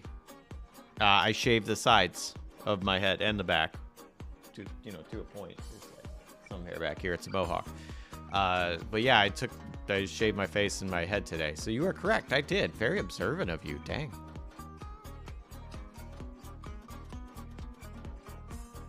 It's no more important than anyone else's issue, but here it goes. I'm working on a very simple rules-based board game, but one that includes TTRPG-like combat. How do you go about finding a starting point for enemy stats? Ooh, that's a great question. I'm gonna ask for a lot of follow-ups here, I think. Get out here, Dust. When you say TTRPG-like combat, what TTRPG are you thinking about when you say that? Like, are you thinking Pathfinder? Are you thinking D&D? Are you thinking Fate? Because there's so many different ways to handle combat and damage and stats and things like that. So really, man, that's very open. For what I said, it's a document made by someone when their neighbor kept leeching his Wi-Fi, so he started repeatedly printing that. That's really funny. Well, thank you, Freya. I appreciate it. Damage is done with 2d6, but is augmented with item cards to do more damage. Okay. So, like, 2d6. All right. So that's pretty swingy. So that means you got anything between 2 and 12. So you've got a swing of 10, essentially. There's no difference. There's no defense stat for anything, just simple power stat. Player's power beats the enemy's power. They do 1 heart damage. Wait, if they do 1 damage, where's the 2d6 coming from? Is damage done in rolls, like 2d6, or is damage done in increments of 1? Okay, so the 2d6 is a roll to determine who's more powerful. And then if the attacker wins the power roll, then the defender takes 1 damage. And if the defender beats the attacker, the defender takes no damage. Did I get that correct? Not sure there's a set rule of this, but generally what I want to look for is how long fights take to complete. Larson is jumping ahead of me here. But yes, that's going to be a massive part of stats, is how long you want a fight to take. Okay, that is correct. Okay. So, yeah, several things. One, how long do you want fights to take? Is it a combat-based board game? Or is combat a part of a larger whole? How long does the game take to play? Are you trying to keep it like, you know, oh, well, I want to have people be able to complete the game in an hour, versus, you know, this is Risk or Twilight Imperium.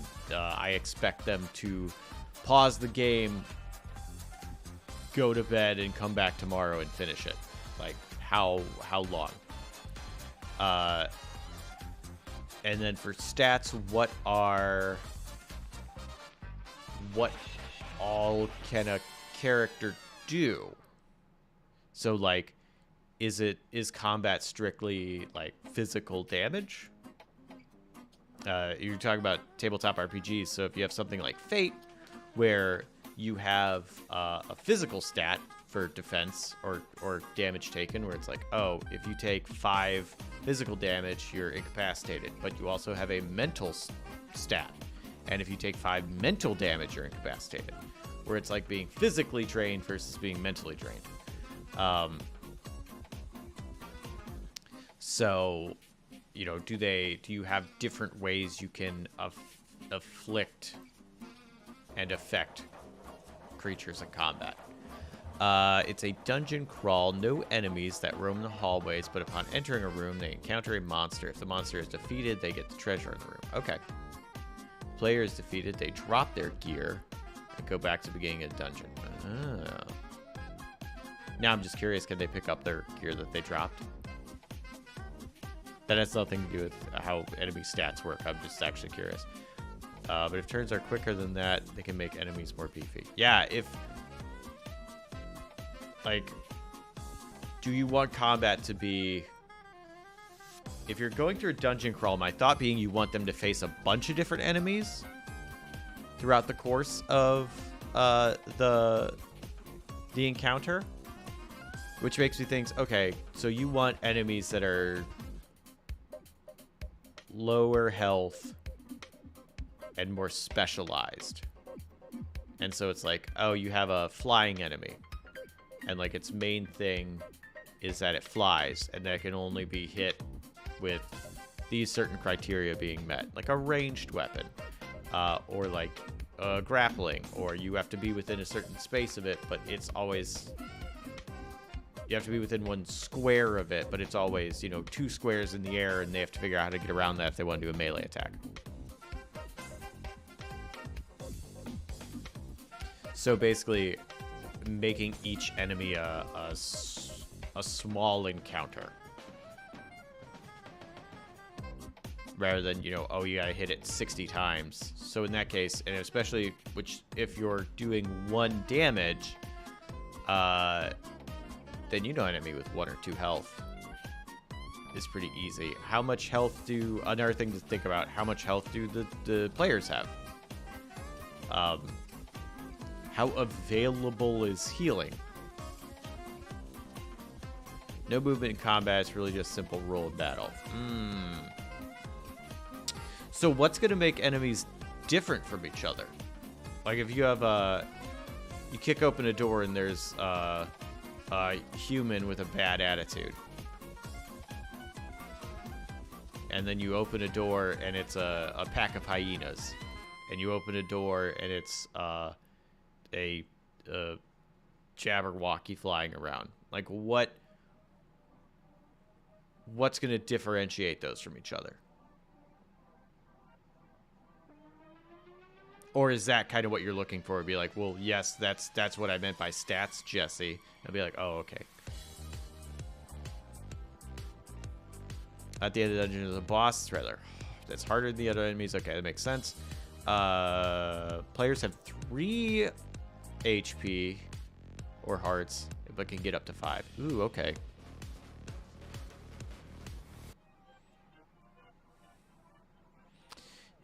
Do you want to reward players for pulling off decisive ambush, or do you want someone to be more protracted and resource-based? Should enemies be easily one-shotted, or do you want them able to act at least once? Ooh, yeah. Certain enemies have weaknesses to certain treasures that can be found. Like you can find Wolfsbane, can boost your damage versus wolves. Jabberwockies don't fly, they whiffle through the trudgy woods. If they got wings, they probably fly. Maybe. I guess ostriches and penguins have wings but don't fly, so hey. One more thing, player encounter enemies solo. There is no co-op. It's like a dash to get in, get the best treasure you can, and defeat the boss first. Oh. Oh, but he's called a Jabberwock. You're correct. The poem is Jabberwocky. You're right, Talia. In the Allison movie that I watched as a kid, they call it the Jabberwocky, so that's stuck in my head. They don't call it the Jabberwock.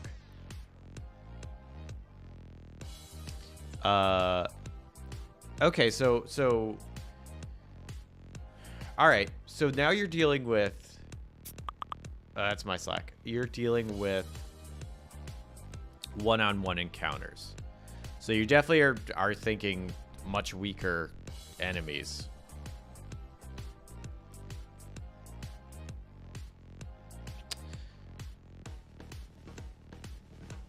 I'm still not sure what you mean by stats, though. Because for this sort of quickness, which I'm assuming you want fairly quick because you've got people taking turns.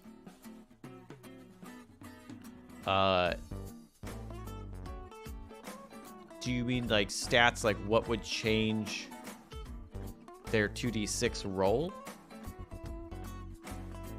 You said players use cards. Do enemies have cards?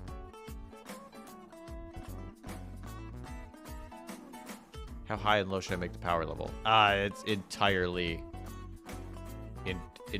flexible. Again, how long do you want them fighting? Enemies do not have cards. Okay, so enemies are fairly static. Got it. It's what's this about chicken? It's a document. Not have anything to do with what we're doing right now.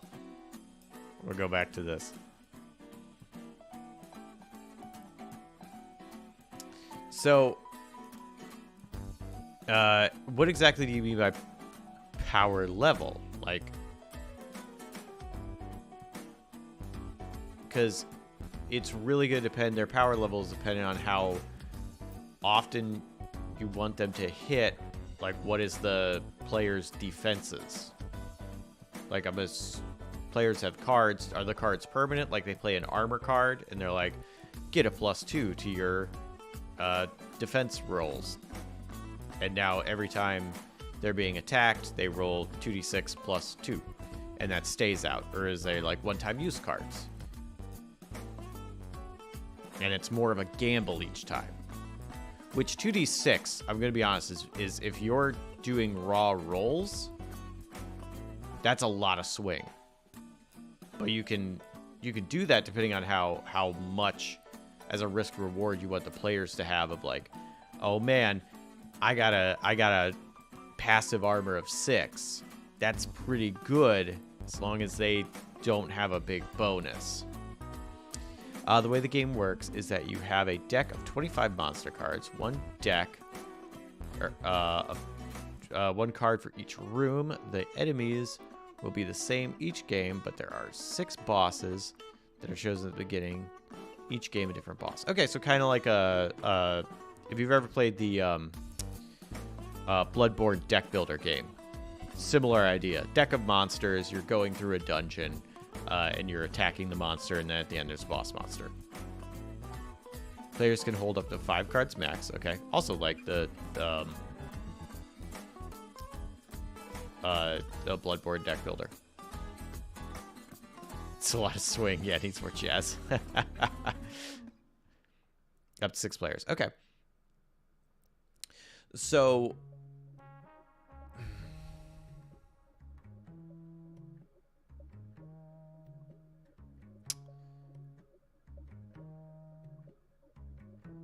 Do you want players to know how strong... I'm assuming you would want players to know how strong a creature is. So, like, in the... Again, so far from what you're telling me, the closest equivalent I have is the Bloodborne deck builder. Where it's like, when a monster comes out, you see which attack die it rolls and how much HP it has.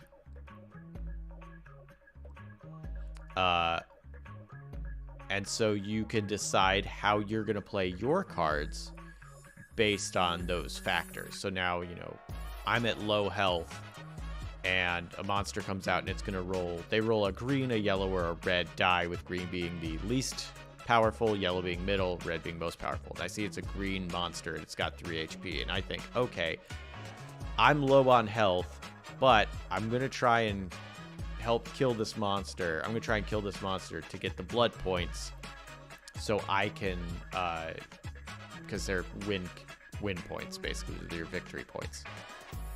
But if it's, you know, like too beefy of a card, it might be like, uh-oh, I better play a safe card so I can get out of here. And, like, I might not, you know, I might not win this round. I might not get anything from this monster, but, like, I want to survive.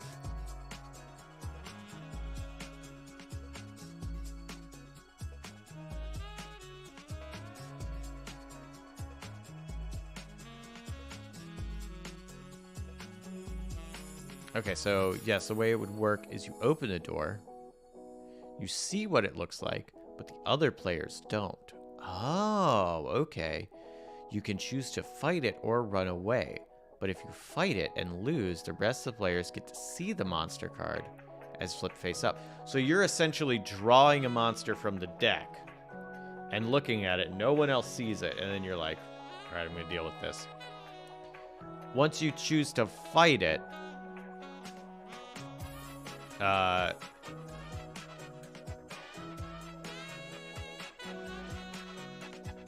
I'm assuming you would play it face down, because you can't hold on to it and be like, I play this card and I win, and then you put it on a thing. Like, if you're going to engage with it, I'm assuming you have to put the card down so that you can't pull any illegal moves. No one else can interact with it, but they can see if you're pulling some BS on them. So you look at it and you go, I'm going to run away, and then you do, or I'm going to fight it face down. Or face up.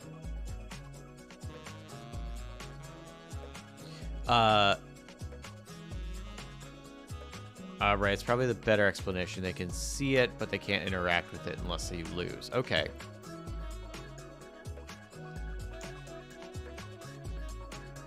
Yeah, its power level is going to be extremely dependent then. Like, I'll tell you right now, there is no set number. You got 3 to 5 health. So, like, when you have 3 base health and 5 max health, anything that can steadily do 1 damage is massive. Like, and that's the least amount of damage. I mean, unless it's doing 0 damage, but that's not really a threat. So, like, a single point of damage is something you gotta take very seriously, and how easily it can hit is pretty serious. And how, again, with your 10 on the swing factor, it's going to be dependent on how readily available healing is. But it sounds like if you only have 5 cards in your hand, healing, unless it's like a passive ability or it's a character effect or something, I would assume that there's a card that helps you heal. So you have a potion card and you play it and it goes to the discard pile. And, like, that's big. Think about it in terms of math. A monster that deals 1 damage can take out 1/3 of their health in one go. Big. A card that replenishes that takes up 1/5 of your entire hand size. And you only have... and the max it can heal on normal is 2 for 1 card. If you somehow get your health up to 5, then that's 4 with 1 card. Because I'm assuming you have to play it when you're at least 1 health, because if you hit 0, the card is worthless. So yeah, your power levels are probably going to be fairly low.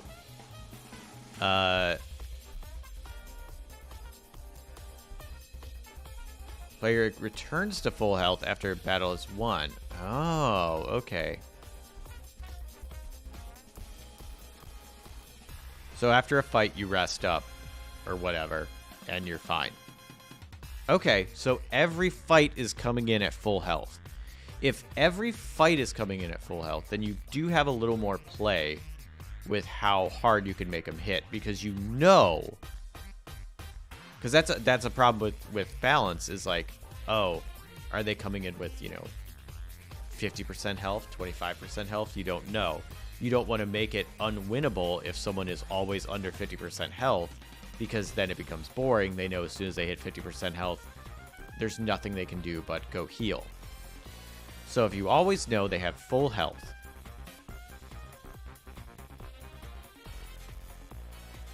that gives you a new problem, though, of predictability in a bad way. Because if players always know that they're going to be able to fight the next fight at full health, then they can start like, hey, I'm going to utilize a glass cannon strategy and win nearly 100% of the time. Because they know all they got to get through is round 1, maybe round 2. Can they abandon the fight partway through? Like, if they choose to fight, are they stuck in the fight until they win or lose? Or if they say, I'm going to fight, and then round 1 goes terribly for them, and they go, I'm out. Can they do that?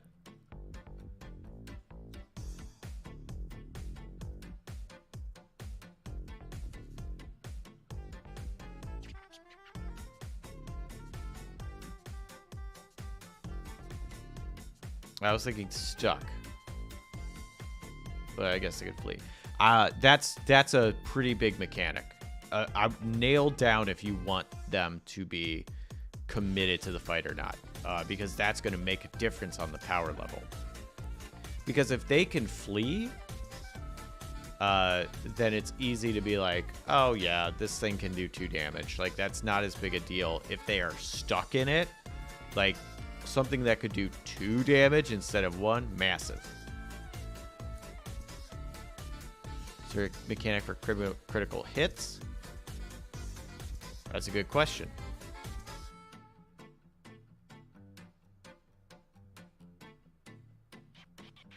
Ooh, maybe ability to flee is tied to a treasure. Yeah, like, do they have to leave something behind in order to flee? Or you could do, like, you can roll to flee. And if you succeed, you flee. And if you don't, you're stuck in the match. Unless you drop 1 item card to flee. And you're basically using that item card as a distraction. And that will let you flee for free. But you can't do it after you roll. Hey, Salvador, how you doing? But yeah, it's very, I would say that's a very important factor to know if they're stuck or if they can leave.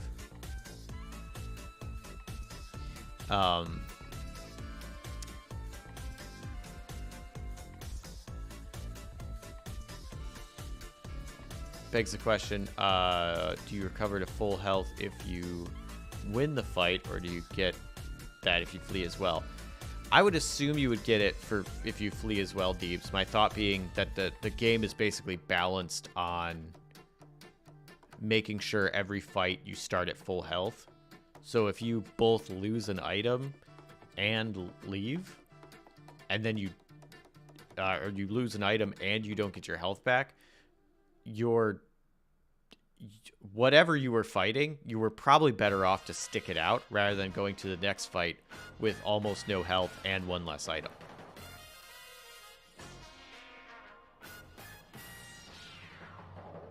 I'm the Great Lich. Arc. Ventura throws shield. What? Ventura escapes. Yeah, I would say probably fleeing. You lose. You still regain health.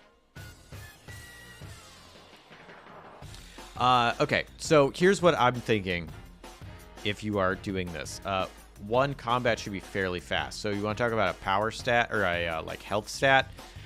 They shouldn't have too much health, because what you have in this scenario of this game is you have, let's say it's up to 6 players. You have 6 of us in this room playing. And it's my turn. And Talion and Deebs and Salvador and Larson and you, Crafts, are all waiting because it's my turn. I bust open a door.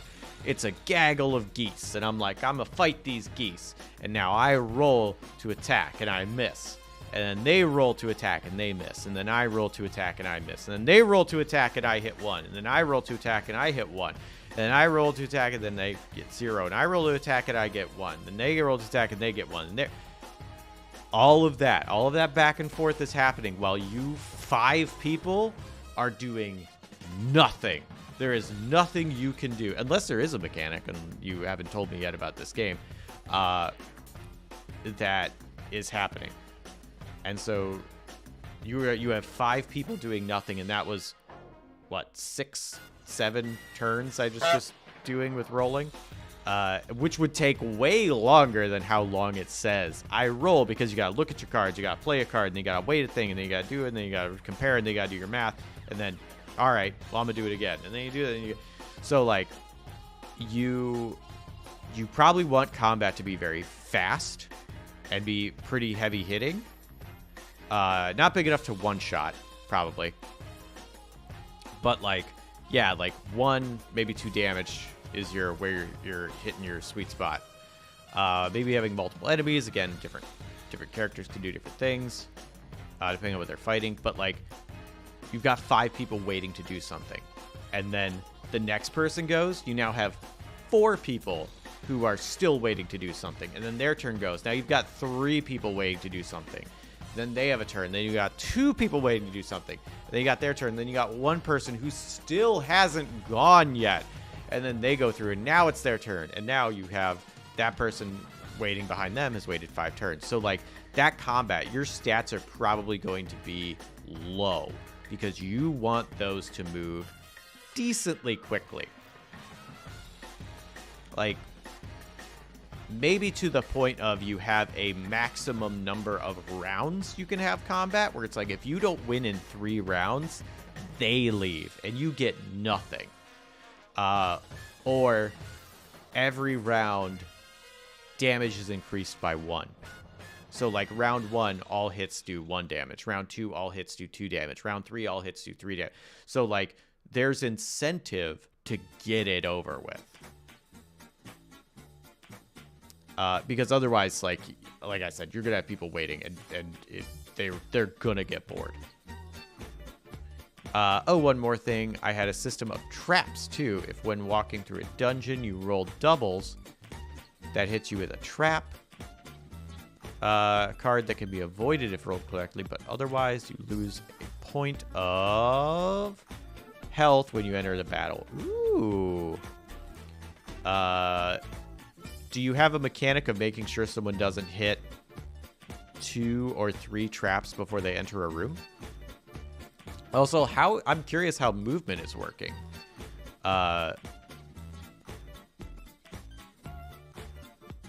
Because you have like how many turns of movement are there?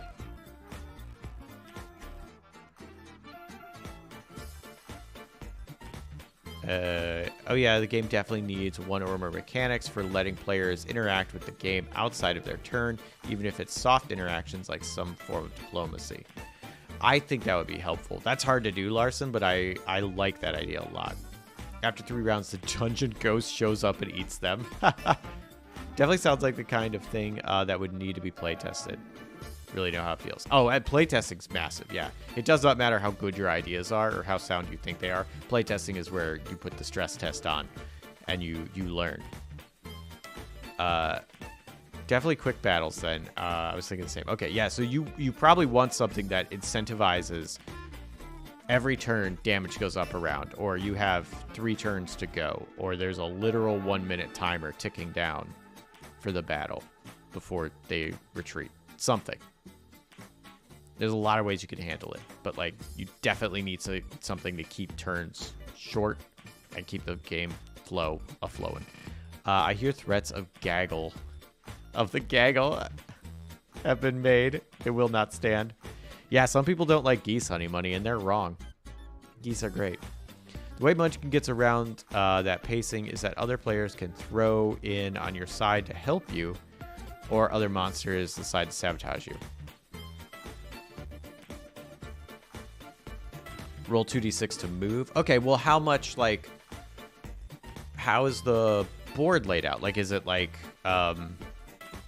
is there a lot of space between parts of the dungeon? Like, what happens when someone enters a room and they're fighting? Is it someone else's turn? When it's someone else's turn, can they go through that room? Is it like a branching pathway system, or is it like single file line and you're just kind of moving across the board every turn?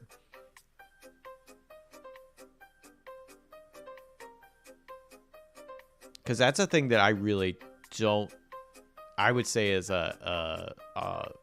maybe a flaw, but that I really don't like about things like Clue is you can have turns where you do nothing because you roll low on your movement and you need to get to the conservatory across the board, and like, you know, you roll 2d6 and you roll, you know, a 1 and a 2, and then everybody else is in combat, their turns take forever, it's 10 minutes later, it's your turn, you roll 2d6 and you roll a 4, your turn's over, you still haven't done anything. So I think movement is like a thing that, for my sake, needs to be very well refined if you have a situation like that where you're rolling for movement. It's supposed to be fast-paced. I'm calling it Dungeon Dash. Do you need movement? Like, I'm curious. If you want it to be fast and you want people fighting for rooms, what is your your want? Why do you think you need a randomized movement mechanic?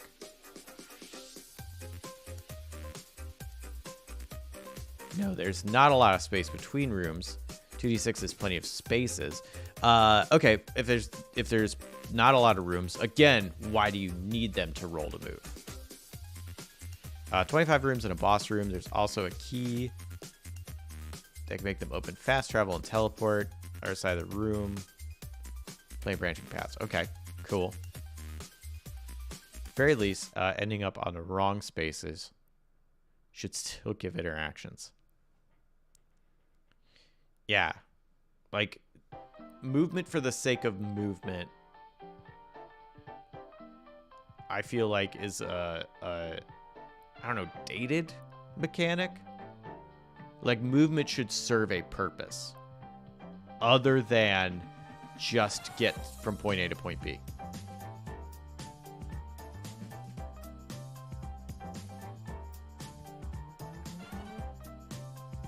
I'm not sure rolling for movement makes sense. Then you can rush the boss at the very beginning without any equipment, or you can balance that urgency with the need to prepare.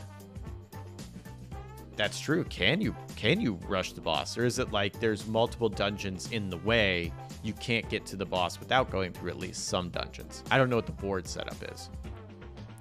But yeah, if you can rush it and the goal is to rush, assume there are players that are going to go, oh, let me just, freaking go straight to Ganon and hit this mofo.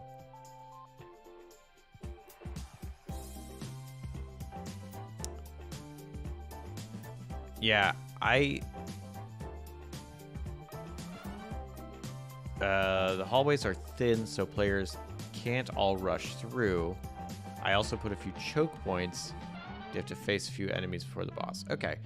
If there's choke points and they can't pass each other, I would still have the same issue. Now it's completely based on luck.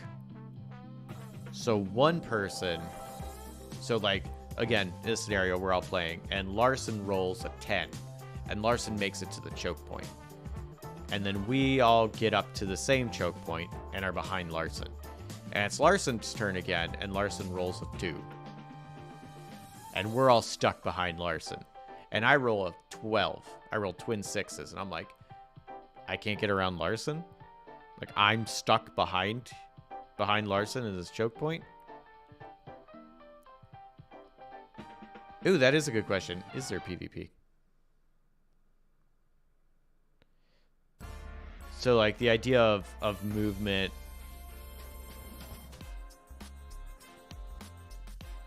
I feel like needs some sort of...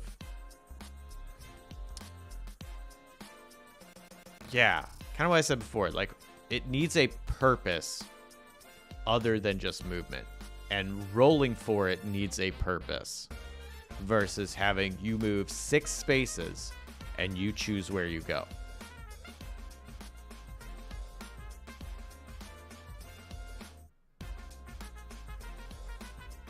Okay, so kind of like Munchkin, where if you pass a player on your turn, you can trade items. It's like, this item's useless for me, that item's useless for you. I know we're against each other, but like, I really want that item, you really want this item, we can trade. Again, kind of like Munchkin.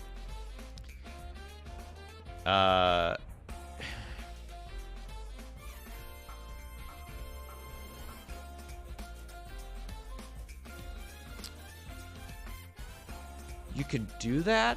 That would work? That's gonna slow your game down. Again, I don't know how if you have dash in the name, but you have item trading, your pacing's gonna drop dramatically. Because now you've got bargaining.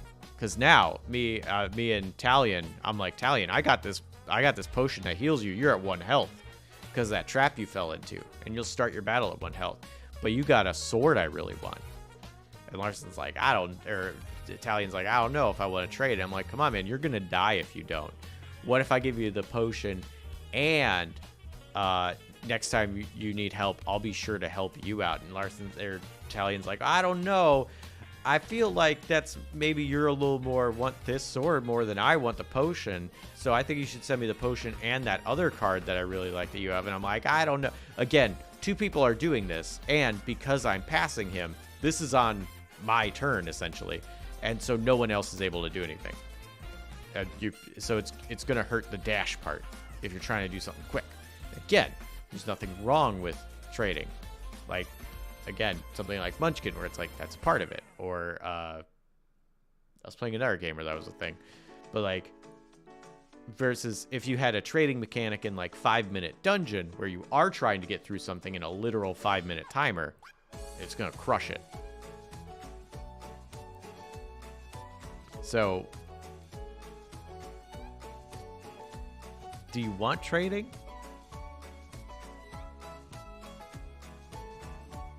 Because you could do it. You could absolutely do it. It's not like a no, don't do it. Especially because it's your game. I'm not the one designing it. I mean, you asked for thoughts, so I'm giving you them. But, like, adding that element is going to create those scenarios. Or if not, there are items that can let you move. Harm or hamper other players. Oh, yeah. Traps when occur hamper players, but no cards directly affect them.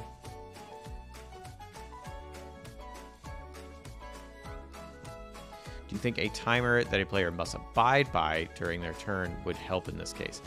Possibly. A timer is a way to do it, but it is not the correct way. So, like I mentioned, 5-minute dungeon. There's a literal 5-minute timer. Everything is built around the 5-minute timer. So, like, that is a core piece of the gameplay. Spyfall. Spyfall is a physical 8-minute timer. Or Scattergories. Balderdash. Taboo. Does Balderdash have it? Balderdash does not have a timer. I take that back. Taboo. They all have a literal timer of, like, this is part of the thing. If you wanted to do a timer, I would say make it consistent.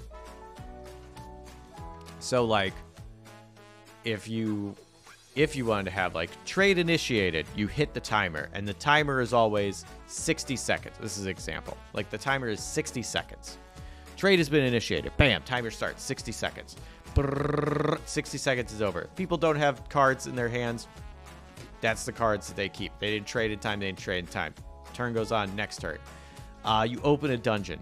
The moment you open the dungeon, boom, 60 seconds. Here's the enemy. What are you going to do? You going to attack it? You're not going to attack it? Timer's going. Timer's going. Like, okay, turn over. Boom. Did you not defeat it in time? It runs away. You get nothing. Next turn. Boom. Like, if you're going to run a timer, I would say consistency. Like, everything runs at X time. Anytime a timer starts, you hit start on the exact same timer for the exact same amount of time. Rather than, like, well, trading is 30 seconds, but monsters are 1.5 minutes. And then movement is 45 seconds. And then if you want to play a card, you have 20 seconds. Like, if you're trying to play up the dash part, which is just sticking in my head, so I'm just going to keep harping on it. You don't have to do it that way. But, like, the idea is that you're moving. Like, that's part of the appeal. But you have to design around that. Like, you're literally designing around a timer. That means everything. Like, if you want to use a timer, that's fine. But, like, now your card text probably has to be extra clear, because if it's confusing and it's making people read it multiple times, that's wasting their time, and that's not going to be fun. If a sword effect has, like, 5 bullet points on it, but you only have a minute to decide which of these 3 loots you want to take from a monster, or that you have to discard and you got to read them all very carefully, like, and you have a timer going down, like, that's not going to work well.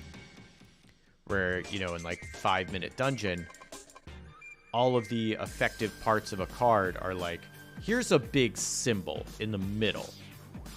This is what you need to know. That's it. So it would have to be built around that. Okay, new question. What do you think of Boss, Bobbert the Centaur. It's a centaur that's just made of dudes, not horses. I love it. Centaur made of dudes. So is it like, it's like a dude on all fours, and then where the neck would be is like the torso, arms, and head of another man? That's funny.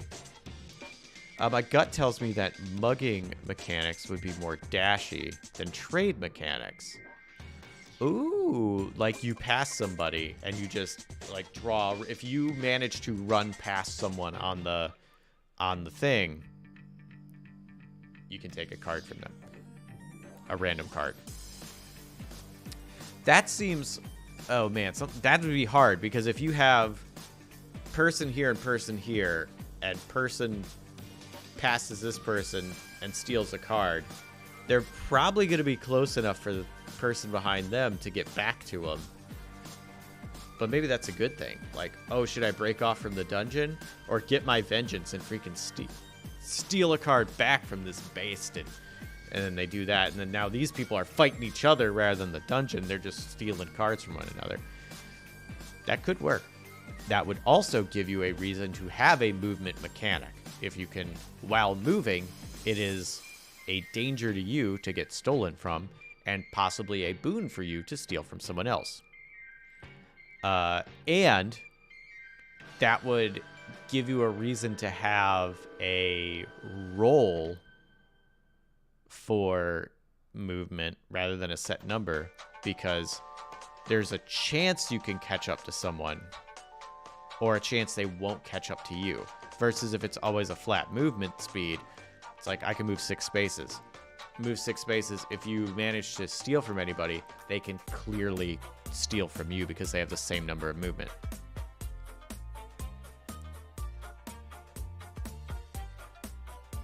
Yeah, mugging mechanics. Everybody is half centaur, technically. Actually, we're all 2 half centaurs. No, wait. I guess there could be centaurs that are the opposite. Kind of like reverse mermaids, where it's like fish top half, human bottom half. So we're all half centaur, half reverse centaur.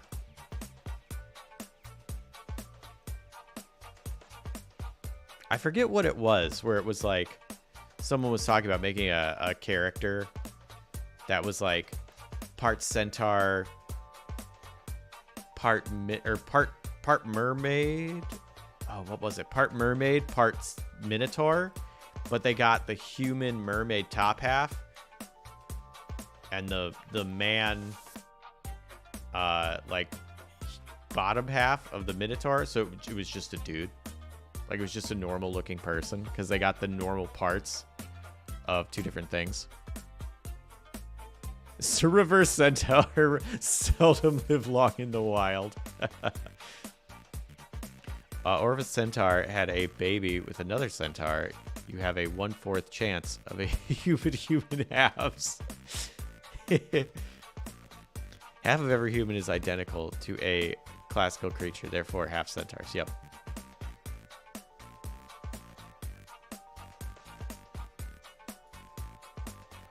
I have to look at whatever this is. Is this a half centaur picture?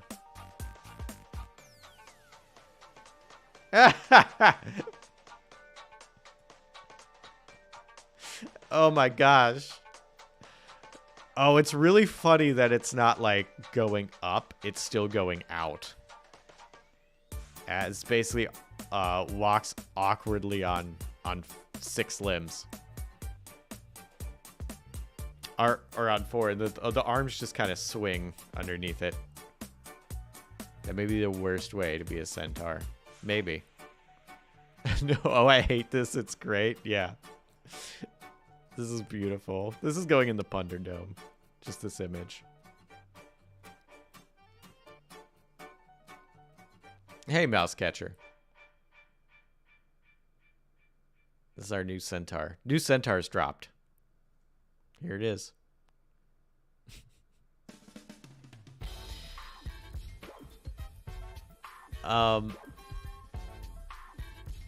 So craft. think about speed. If you're trying to get through 6 players, think about speed. Think probably if you're thinking about stats, think low. And probably think about what can make things different for each encounter. Think about a mugging mechanic. Think about what makes movement rolling important and movement in general important, and how to interact with people on there. It is like we're about 30 minutes over where I normally end, so I'm gonna have to stop now. But I love that question. I wish you luck. And like playtesting, like do not overcommit to anything. There are so many things in playtesting. I might be telling you this. You'd be like, dude, I'm a professional game designer. I don't need you to tell me playtesting is important. I know it is. It's like, okay, that's fair. I don't know if you are or not, but like, just in case you don't know, playtesting is incredibly important. And you'll have ideas that you are sure will work, and like, oh man, people will just yuck them right up, and you'll be like, that didn't work like I thought it would. Or, oh boy, that's an exploit. Or that things are too random. And like, that you might find like 2d6 is just too swingy. Yeah, go for, I would say probably the way to start is lower numbers to get things done faster. And you might find that some things are happening too fast. And that you need something that's a little lengthier, and that's cool. You do it the other way. But yeah, think about that, like all that kind of stuff. Especially, please think about every player who is not getting to play while someone else's turn is happening, because that's something that gets me about a lot of games. Is like the game itself, like the mechanics are fun. But I'm playing this 6-player game with 6 people and have nothing to do for like, 4.5 minutes out of every 5 minutes. That's a game I'm not going to play. Versus like, I mentioned Spyfall, where it's like, even when I'm not the one asking questions, I'm like analyzing everybody at the table. And no, I'm not a professional game developer, but I'm trying to be. I have about 6 board games in development right now. Oh my gosh, 2 TRPGs, still haven't gotten anything published, but focus on one of those. Like,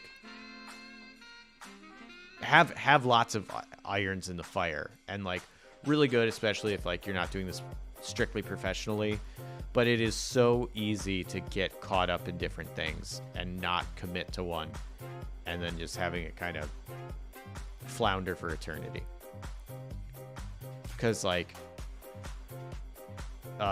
one finished game is going to be more useful to you as a designer of your next game than 10 unfinished games, because that one finished game is going to teach you so much that you're going to learn on the back half of getting it out and done. Even if it's like, like I have games that are just on my itch page. Like, you can't freaking buy it at Barnes & Noble, but I still learned a ton from it. It's not like finished is getting it published by Asmodee or whoever.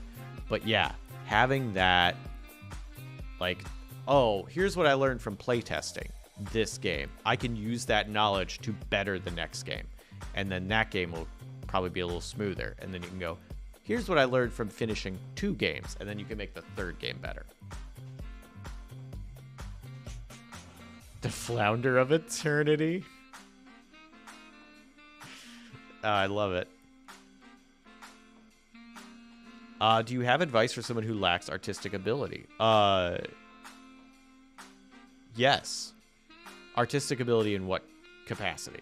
So, like, what are you trying to do, and what are you not good at? For example, I'm bad at art. So I make a fun thing, and then I get someone else to do the art. Or I learn very crude image editing skills and just make basic stuff and use stock photos. I'm not good at graphic design, so I hire someone to do graphic design. So if someone else is good at art but bad at writing, the art of writing, well, they can get someone who's good at the art of writing. Like, outsourcing is my first thought for someone who's not artistic or lacks artistic ability.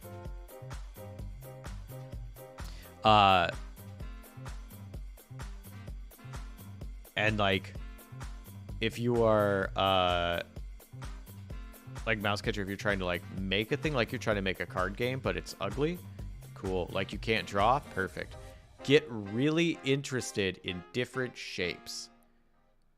Like, characters are all rectangles, effects are all triangles.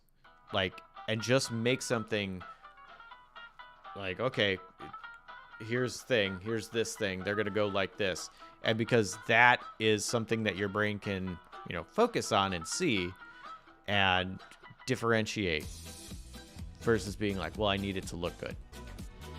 If it's a game, yeah, Thomas Was Alone is a great example. Where it's like, you just need a thing to represent something. You do not need the thing. So like the first version of this was just like stock, like a like clip art basically, where it's like an NPC, it's just a dude.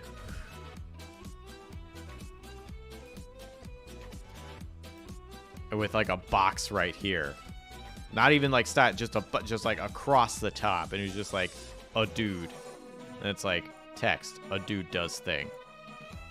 So you're welcome, Craft. I hope that was helpful. Every Wednesday I do this, so basically look at what time it is right now, subtract 2.5 hours, that's when I start every Wednesday. It's 12 o'clock Eastern in the US, but I don't know where you are, so that might not mean anything to you. But look at your clock, subtract 2.5 hours every Wednesday, or whatever it is for you. This day is when I do it. You are welcome to join. There are lots of cool people here. I do other stuff during the week. I generally play like video games and stuff, which is very fun. Sometimes I edit. But it's dedicated tabletop RPG. Eastern for me. Okay, well then, 12 noon Wednesdays. I'm also Eastern, so that makes it easier. I missed the context for this, but I'm on board. I think I have a copy of that game, and I've never played it. I need to. All right, thanks, everybody. My throat is very dry. I need to get some water. I drank all mine, and I've been talking so much. Italian, thank you very much. That's true. That is when I play other stuff. And tomorrow night, I'll be playing something with my friend Blight. Actually, we're playing ModHow, so everybody installed that. Hopefully you got it for free while it was on Epic. And then we can all stab each other. And it'll be a good time. I'm really looking forward to stabbing with everybody. Mostly getting stabbed. Because I'm usually not great at this. Thanks, Steves. Splinter, Italian, I think Larson. There were a couple of people that had... Discordia. Thank you all for the font requests. I think I really like Trade Winds. I'm going to see if I can get my printer working to test print this. Yeah. This was great. Thank you very much for your help. I was not looking forward to having to go through this. Y'all made it much better. I'm glad. I was thinking like of canceling today because I was like, I don't know if I have the capacity to do this. But you all gave me the capacity to do this, so thank you. I need to find someone to raid. Who on? Music is on. Jenny Bunnybean is on. I think we'll go there. Unless someone's guiding the raid, I'm going to go there. I believe, if I remember correctly, Jenny Bunnybean is the person who is the voice actor in Ghost Exorcism Inc.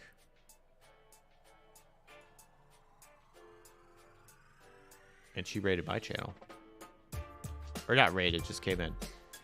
You're a font of wisdom. Thank you. Thanks, honey bunny. Thanks, Talion. Thanks, Deeps. Thanks, Craft.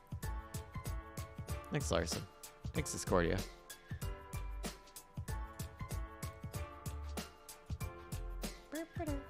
Also, she's playing Dead Island, too. Is it fun? Who knows? Cheers, Rapage. Thanks. Thanks, Larson. I gotta fix my printer. I don't know what's wrong with it.